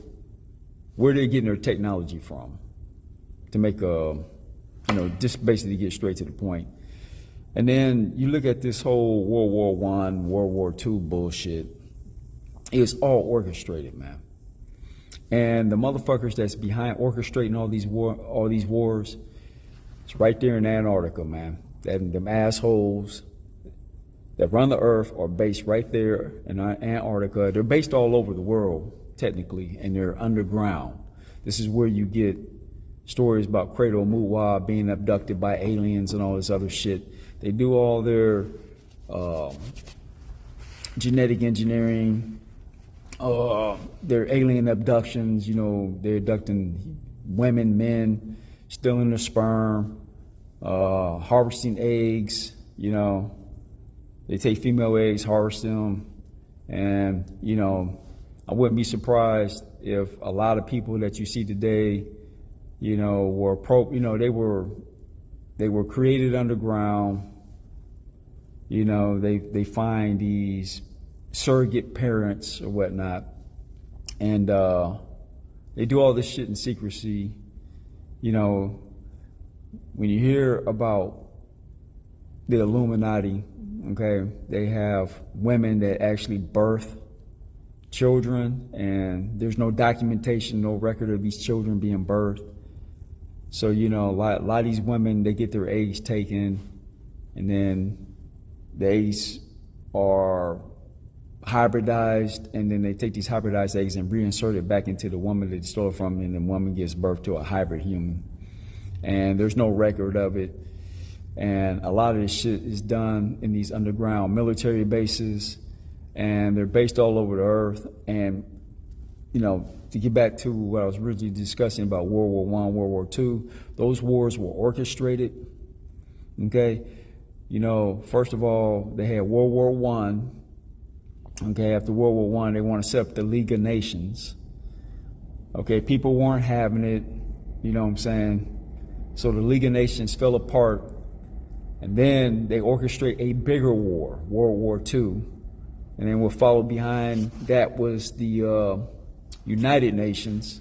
That got established right directly after World War II in 1945, and it's been here ever since. And it was the premise of the United Nations was to end all wars. That's the bullshit that they came out with. But ever since the United Nations has been established, it's been nothing but war. And the whole purpose is they want to have a global government, and they want to bring in all this technology, and then they want to clear the planet and start exterminating people. And they want to plant 500 million people. And who the fuck is setting this agenda? Okay? Who's setting the agenda? It's Yahweh's ass right there in Antarctica. Okay? All the people that are putting these positions of power, World Economic Forum, the Bohemian Grove, all these secret societies, okay? They're serving some being. Now, who the fuck is this being, man? Okay? Yahweh. Because all these Ashkenazis are making pilgrimages to Antarctica. And I think Obama went to Antarctica, man. I think he went there. Hold on, we're going to kind of look into that. Okay, it tells you right here, Barack Obama did not visit Antarctica while in office. In fact, no sitting U.S. president has ever traveled to the continent. He did, however, express a personal desire to visit, and a sampling location there was named in his honor by scientists. Okay, key points. No presidential visit, no sitting U.S. president has ever visited Antarctica. Secretary of State visit. The highest ranking U.S. government official to visit Antarctica was then Secretary of State John Kerry in November 2016. Kerry visited the U.S. Antarctic Research Station, McMurdo Station, and the Amundsen Scott South Pole Station. Obama did become the first U.S. president to visit the Arctic in 2015 when he traveled to Alaska to call attention to climate change. Station Obama. On the day of his first inauguration in 2009, scientists working in Antarctica named one of their oceanographic sampling locations Station Obama, officially Ocean Station Obama, to honor a president they felt understood the importance of science and climate change research. So they named a station there in Antarctica after Obama. And back to this cloning and genetic engineering, okay, it's really fucked up because Obama, to me, it's pretty obvious that he's a clone of Akhenaten. And Michelle Obama is Queen T. But the fucked up thing about this whole dynamic is Queen T is actually Obama's mother. And, because Queen T was the mother of Akhenaten. So you're seeing Michelle Obama treating Barack Obama like he's a fucking child and shit, like she's his mama. Because the reality of the situation, she truly is his mother. And Obama is a motherfucker. You know what I'm saying? So, that's how they set the cloning up. You know what I'm saying? In Kemet, Queen T was the mother of Akhenaten, but in today's time, Akhenaten married his mother, Queen T. It's sick. This is some really sick shit that they do, man. It's like a fucking joke or some shit. But they have the memory suppression. They can, through mummification, they can replicate a clone from a mummified body because mummification perfectly preserves DNA. So to create a clone of Akhenaten would be quite easy. And also, they claim that they can't find Akhenaten's body anyway.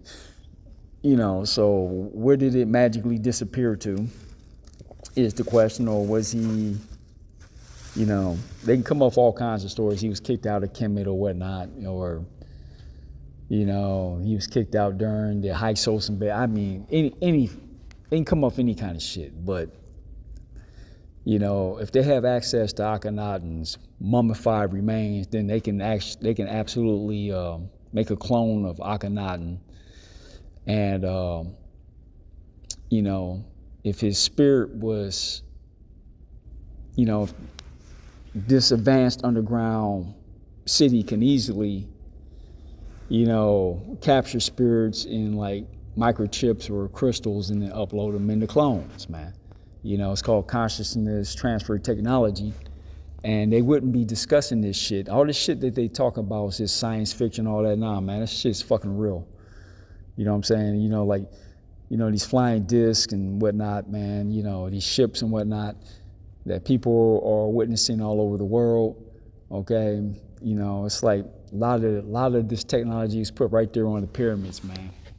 Hold on. Let's want to walk through that. You see right here, they found depictions on the pyramids. I mean, if you look at that, that's obviously a helicopter. You know, this right here is obviously some kind of flying plane. Okay, this might look like a submarine right here at the top. Might be a submarine, bottom right here, some kind of craft. You know, I mean, you see it right here on their pyramids, man. You know, you see what they're talking about here. Aliens and spacecrafts in ancient Egyptian temple explained. Okay, see, none of this stuff that you see today is anything new. Okay, you know, the ancestors were already advanced. Okay, and a lot of that advancement, you know, the Elohim, with the wars with the Elohim, was lost. And, you know, as people here became enslaved, okay, you were dumbed down, weren't allowed to learn. I mean, all you do is look at slave plantations of recent times. You know, black people weren't allowed to read books, you know, so they kept you stupid, and your next of kin didn't learn anything. That got passed down. So stupidity gets passed down from generation to generation. And this is how they control you. They control you based on your lack of knowledge and your lack of knowledge of history. And they don't, like I said, you go to any school, they do not discuss the history of black people. You go to Africa, the educated Africans are the ones now giving the history to the continent and not, you know, the tribal elders, okay? Because, you know, Yahweh sent his Ashkenazis into Africa and murdered off all the indigenous elders. They did it not only in Africa, but they did it in South America too. So a lot of that ancient knowledge doesn't get passed down to the next generation, okay? It's been lost because the elders, the people, the record keepers, the people that keep that knowledge have been murdered off, or it's still in existence, just hasn't been able to become mainstream because the elders that have survived took that knowledge and they're hiding underground, keeping it secret. And they can't just come out publicly because then they'll be targeted and, you know, murdered off. But the whole purpose is, you know, to like erase the memory of ancient past history. Okay, they don't want people with that knowledge. So we have to preserve that knowledge, which is why I'm coming out with this video right now, so you can kind of get an idea of true history, because they're going to come out with some bunch of bullshit, man. Okay, they're going to cover up your history. But we know that these gods have underground bases all over the world, and their main hub is right there in Antarctica, and I'm quite sure they have one in the South Pole, which is Alaska. I'm sure they have a hub somewhere up in there too, because, you know, like, you know, the vortex, the galactic vortex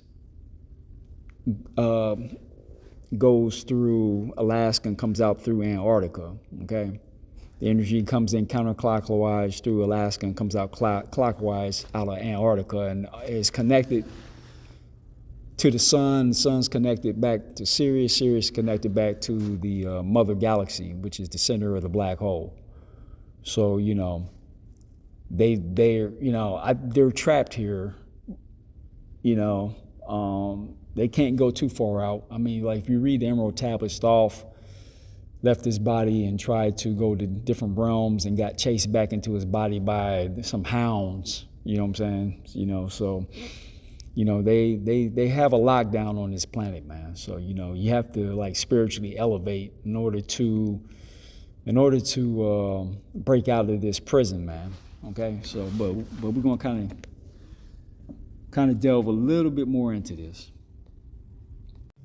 Okay, right here they talk about the Betty and Barney Hill story. Okay, the history of alien abduction is marked by the 1961 Betty and Barney Hill case. Okay, man, this alien abduction has been going on from fucking day one, man. It's the day the fucking Elohim came down here, they've been doing abduction on women, man, doing experiments. Okay, considered the first widely publicized incident in the United States, which set a template for future reports. While there were earlier claims, the Hill case detailed account of a UFO encounter, missing time, and traumatic examination under hypnosis gained significant public attention through a 1966 book and a 1975 TV movie, influencing subsequent abduction narratives. Okay, here goes. The early claims. Before the Hills, there were earlier accounts such as the 1957 case of Antonio Vilas Boas in Brazil, which was not widely known until later. See, they have tons of alien abductions down there in South America by those pyramids. I mean, these alien abductions happen all over the world and have been happening all over the world for thousands and thousands of years. That's the reason why you have a Bigfoot Sasquatch roaming around, because they abduct, the Elohim come down here, abduct black women, experiment on them, and use them to birth hybrid humans. You know, they take their eggs, abduct them, steal their eggs, merge hybrid DNA into the eggs and then reinsert the eggs back into the women, and they give birth to a hybrid human, man. I mean, this has been going on for thousands and thousands and thousands of years. This is where you get the movies Avatar and things like that, because, they create an avatar and then they take the souls of these orbs and upload them into these avatars, and they can walk around. The spirit of those orbs can walk around in this earth in a physical body, man. And so they have this technology, and this ancient technology, and it's nothing new, man. But anyway, the couple reported seeing a UFO while driving in New Hampshire. They experienced a period of missing time and later recalled being taken aboard a craft. Hold on. Okay, through hypnosis, they described being examined by grays, short gray aliens with large heads. This is exactly what Credo Mutwa was discussing, who they said were from the Zeta Reticuli star system. Okay, and like I said, man, through wormholes, through vortexes, gateways, you can open these things up. But sure, a spacecraft can go through there, but usually what comes out of these gateways or goes into these gateways is orbs. And I'm going to give you an example of that here in a second. Okay, Betty's description of a star map shown to her during the encounter later correlated with the known location of the Zeta Reticuli system, adding to the case's notoriety. Okay, so this couple, hold on, let's get some images on it. Okay, this couple right here was abducted. Some black man and a white woman. They were abducted, and they say they were examined by aliens and whatnot. And they're saying that this is one of the earliest cases. Nah, this ain't no early case, man. Like I said, it's been going on for thousands of years, man. That's why you got Homo erectus, Bigfoot, Sasquatch, because Elohim come down here, abduct women, hybridize, steal their eggs, hybridize the eggs, reinsert them back in the woman, she gives birth to a fucking Bigfoot. Okay? I mean, like I said, you can do that with a biotron, man. You can take human eggs with microwaves, shine it onto an animal, and it'll copy the genetic code of the animal, and then you shine it onto human eggs, okay? Take those eggs, reinsert it into the human woman, and she'll give birth to a fucking baby Sasquatch, or a baby Neanderthal, or a, half dog, half human, a dog man, or whatever. They can do whatever they want, man. Okay, they can hybridize human with any living creature on Earth, and then they back cross this hybrid human back with more human genetic, back with more human genetic, back until they humanize it and create a different race of human. See, this is how during the Tower of Babel, Yahweh changed humanity's language. The language that we're discussing that was changed was humanity's genetic code. Okay, they were programming the genetics in order to control you. Okay, in order to manipulate your genetics so you be more obedient to them. Okay, so this is what we've been dealing with as human beings on this earth for thousands and thousands and thousands of years. Okay, and it's going on to this very day, man. To this very day. And here's Credo Mutwa discussing his alien abduction. Okay, Credo Mutwa, South African traditional healer and storyteller, integrated his personal accounts and Zulu folklore with stories of extraterrestrial encounters, including what he described as a form of alien abduction. He spoke of ancient reptilian aliens called the Chitahuri, who have allegedly controlled Earth for thousands of years, with their bloodlines holding positions of power today.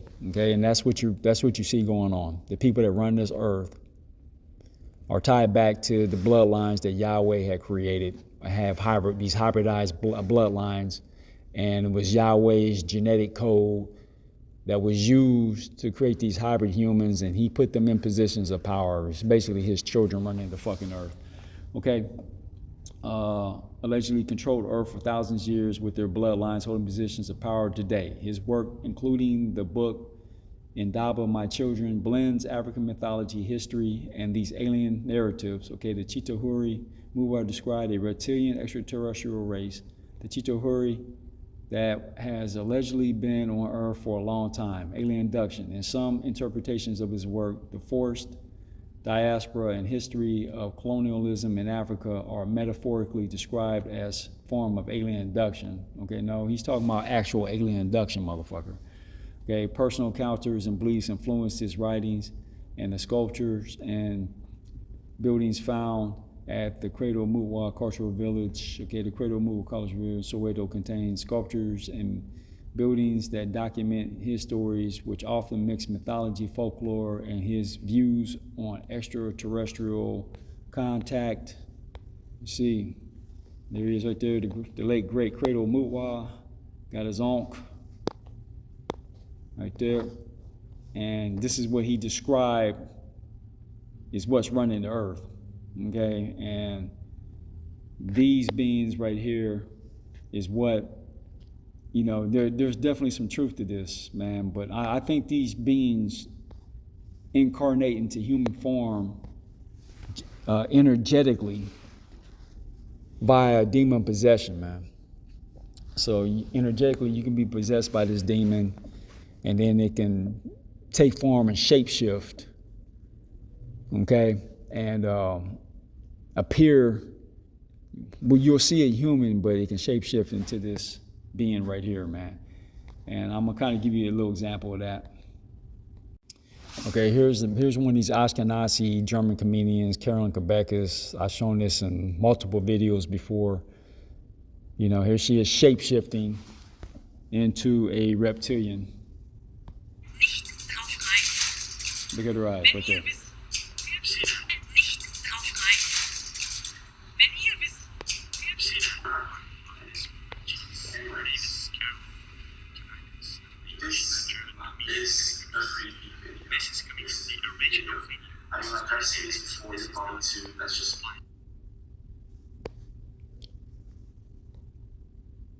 There it is right there. See, she shape-shifted with those reptilian eyes that Credo Mutwa was discussing. But like I said, this demon has energetically attached itself to this woman. And they did that through some form of ritual. Like a lot of people in Hollywood, they're taking part in these satanic rituals, and they allow these demons to attach themselves to them. And the demon is what dictates dictates them, basically possesses them and controls their action. But in order to move up in higher positions of Hollywood, you got to take part in this ritual and allow this demon to attach itself to you. And this demon can shapeshift into you. Okay, it can shapeshift. A lot of these Epstein survivors, are claiming that Jeffrey Epstein is one of these reptilians here. Okay, so either this has to be energetically done in order for her to shape shift like this. Let me see. This is not taken out of her video and then edited. Leute, fallt da bitte nicht drauf rein. Wenn ihr wisst, woher sie are. There's a video of this witch. Her name is Carol. She's a German comedian and actress. This is coming from the original video. This is not an edit. This is not spliced up. This is not taken out of her video and edited. This is an original video that was posted from her show. Okay, so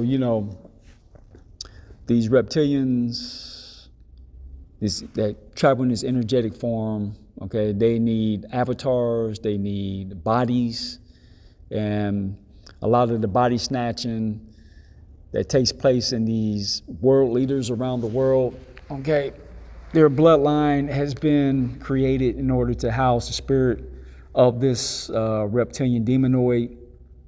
So, they change the genetics in order for it to resonate with the energy of this reptilian, and this reptilian can incarnate into these, to these human bodies. A lot of, primarily, it's Ashkenazi, blonde hair, blue-eyed, European types.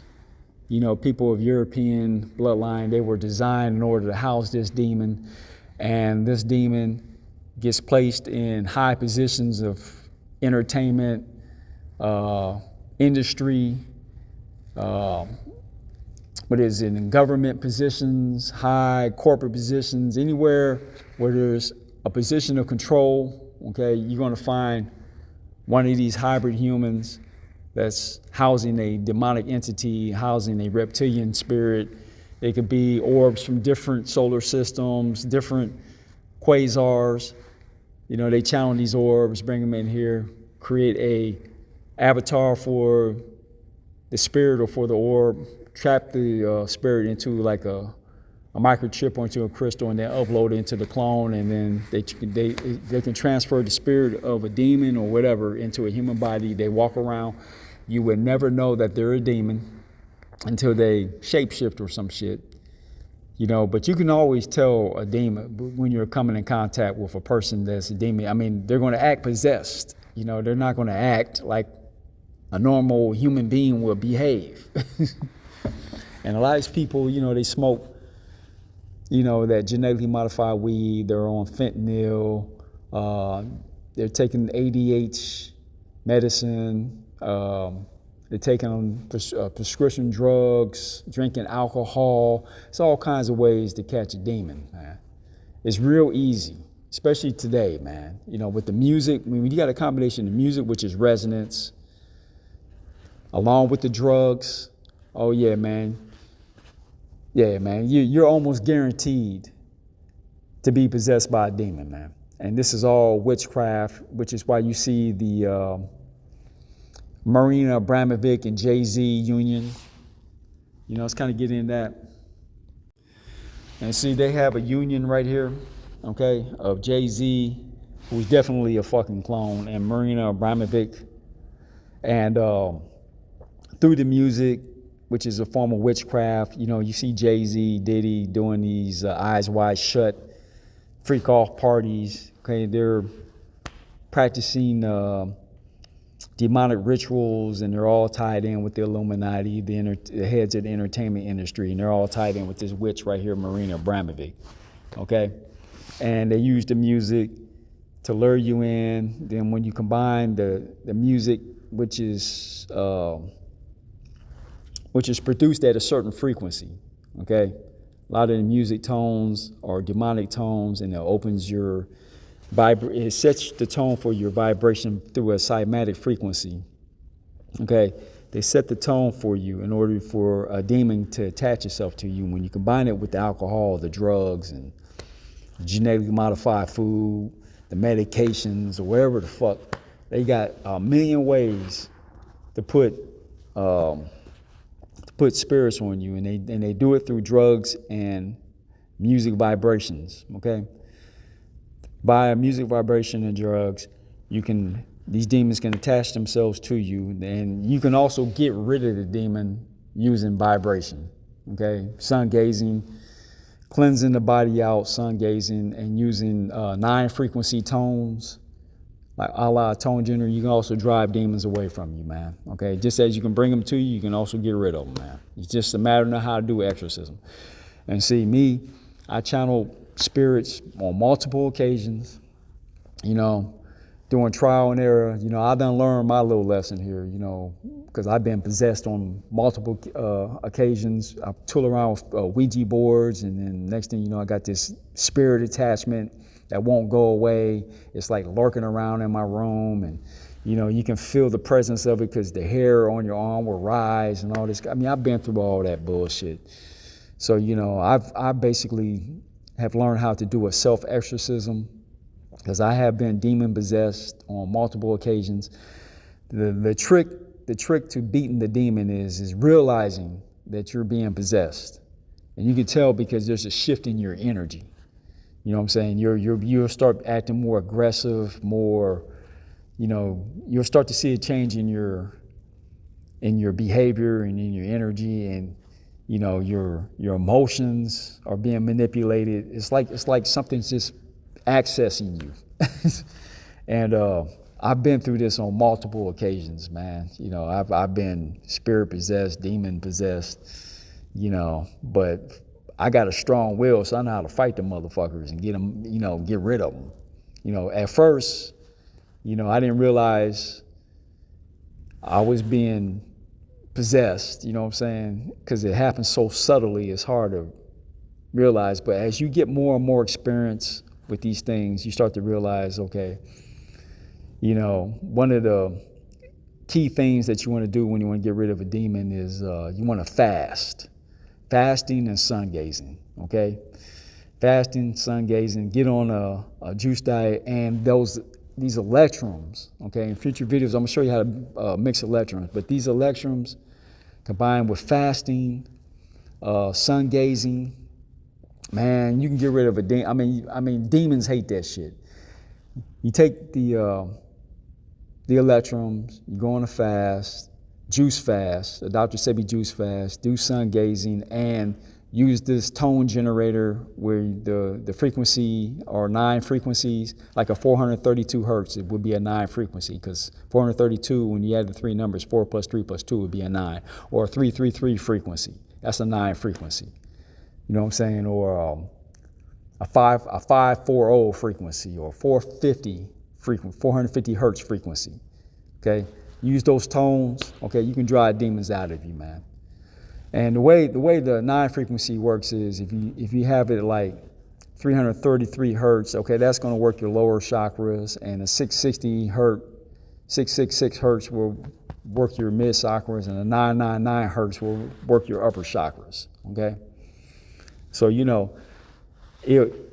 can set the tones up using speakers, and you can have one speaker at 333 hertz, another speaker at 990 hertz, another speaker at 666 hertz, another speaker at 432 hertz, and you can surround the speakers around you and be in the center of like 4 different speakers shooting these different tones while you're sun gazing and while you're fasting. Man, you can exorcise demons out of you real quick, man.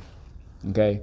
Because you're boosting up your energy field. You take those electrons, man, that'll drive them damn demons out of you, man. So, it took me years of experience, but, I pretty much mastered evicting spirits. But when they take you over, man, you start acting real bizarre, man. I got videos on this channel. If you go to my earliest videos, okay, that's all documentation of me being possessed by demons, man, by a demon. I'm quite sure I had multiple demons on me, man, but, because I was doing a whole lot of channeling, and the whole purpose of me doing this channeling was to get knowledge. You know what I'm saying? But you got so many fucking trickster demon spirits out here, man. You got to be careful what spirits you allow occupy you. And because, some of them will trick you, they'll lie. There's so many fucking wider range of demons out here, man, and they'll lie to you. You know what I'm saying? And they'll tell you what you want to hear just so they can have access to your body. And then once they get access to your body, then they try to attach itself to your body and actually take over your body, man. Okay? And if you're weak, okay, these things could take you over, man.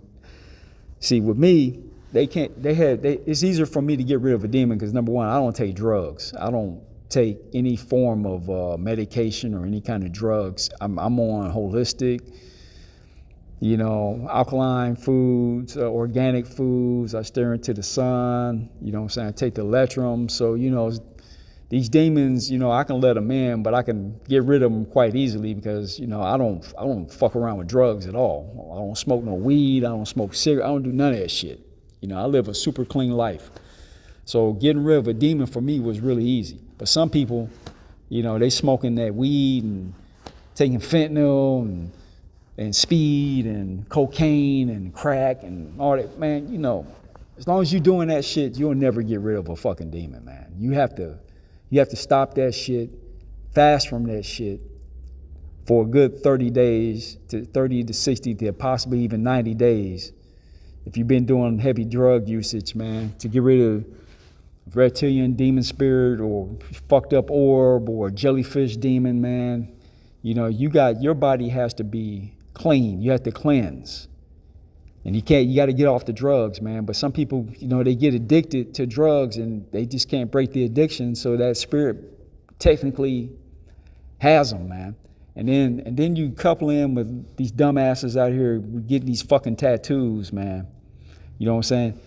See, what a lot of people don't realize is when you ink yourself with a tattoo, man, you're taking part of a form of a blood ritual, okay? And motherfuckers just go get tattoos and you don't even know, the people that are inking you. You need to ask yourself a question: where the fuck are they getting the ink from? Because see, they can curse that ink, and you sitting here getting a tattoo with fucking cursed ink, man. Oh man, you done married yourself to a goddamn demon, man, and that shit's in your blood. Once it hits the blood, man, it's done hit your DNA. It's done hit your programming, man. Okay, you're programming yourself to be attached to a fucking demon, man. When you fucking get those fucking tattoos, man, stay away from fucking tattoos. Okay, that's my advice, man. But yeah, man, this pretty much is what you're dealing with. We've been at war with Yahweh. This is a spiritual war for control of the planet. Okay, you have to understand your history as a black man, black woman, who your eternal enemies is. See, now they got you dummies worshiping the motherfucker. They got you worshiping your slave master. Yahweh of the Old Testament. If you read the Old Testament, you can see he's a fucking tyrant. He's a fucking dictator, man. Okay? I'm going to send plagues on the Egyptians. If you don't obey me, I'm going to punish you. The motherfucker is a fucking control fanatic, man. He has not been balanced out with chaos. You know what I'm saying? If you're too orderly, man, you become a fucking rigid, authoritarian dictator, man. You become a fucking Nazi, man.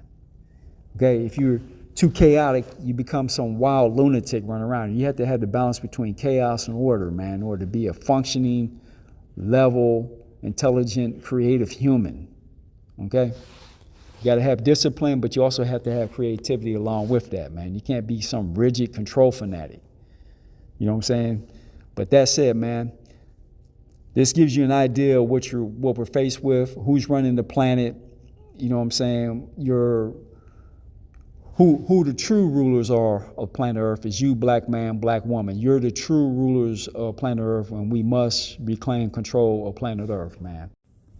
So in order to get control of planet Earth, okay, we have to up our game in terms of knowledge, technology. Currently, I'm working on building this free energy device. I got my coils and wires and whatnot. Just got the coils here. I'm about to wind a coil here. And I'm starting on this free energy device, man. So I'm getting everything worked out. I got all my tools and stuff. Hold on, man. Yeah, I got all the tools over here, man. So I'm kind of, I don't know if you can see this right there. Kind of working on this. Got all my tools, coils. I don't know if I can get that. Got coils. So I'm gonna wind this coil up. But yeah, man, I'm running my test right now, so I'm going to get this battery bank, or produce a DC current, so I got to convert it over to AC. And excuse me, the lights kind of like distort my face, so you know. But I'm taking DC current, convert over to AC, and I'm going to test the signal on it, and you know, just give you a report on this free energy device, man. So I'm pretty much started on it, and you know, I'm gonna have this thing up and running. As soon as I get everything tested, I'm gonna build a small version of it, and then I'm gonna scale it up to run, you know, thousands and thousands of watts, man. So we're in the game. We're gonna take control of this planet, and we're gonna get this utopia built, which is something Yahweh, who's based down in Antarctica, ain't gonna want. But like I said, man, once you understand resonance and frequency, and you can build a device, you know, I'm designing devices that actually pulses multiple frequencies. So, you know, if they try to come at you with some kind of weird ass technology, just understand, man, you know, if you understand frequency, you know, electromagnetism and frequency, if you understand that, man, you can pretty much protect yourself against this asshole Yahweh, man. You know, and like I said, the Batman, we're here to whoop Superman's ass, man. And I know this video went on and on and on and on and on, but hopefully I gave you a historical overview of Black history within a 2-hour video, man. So that's it. God bless all you guys and goddesses. Peace.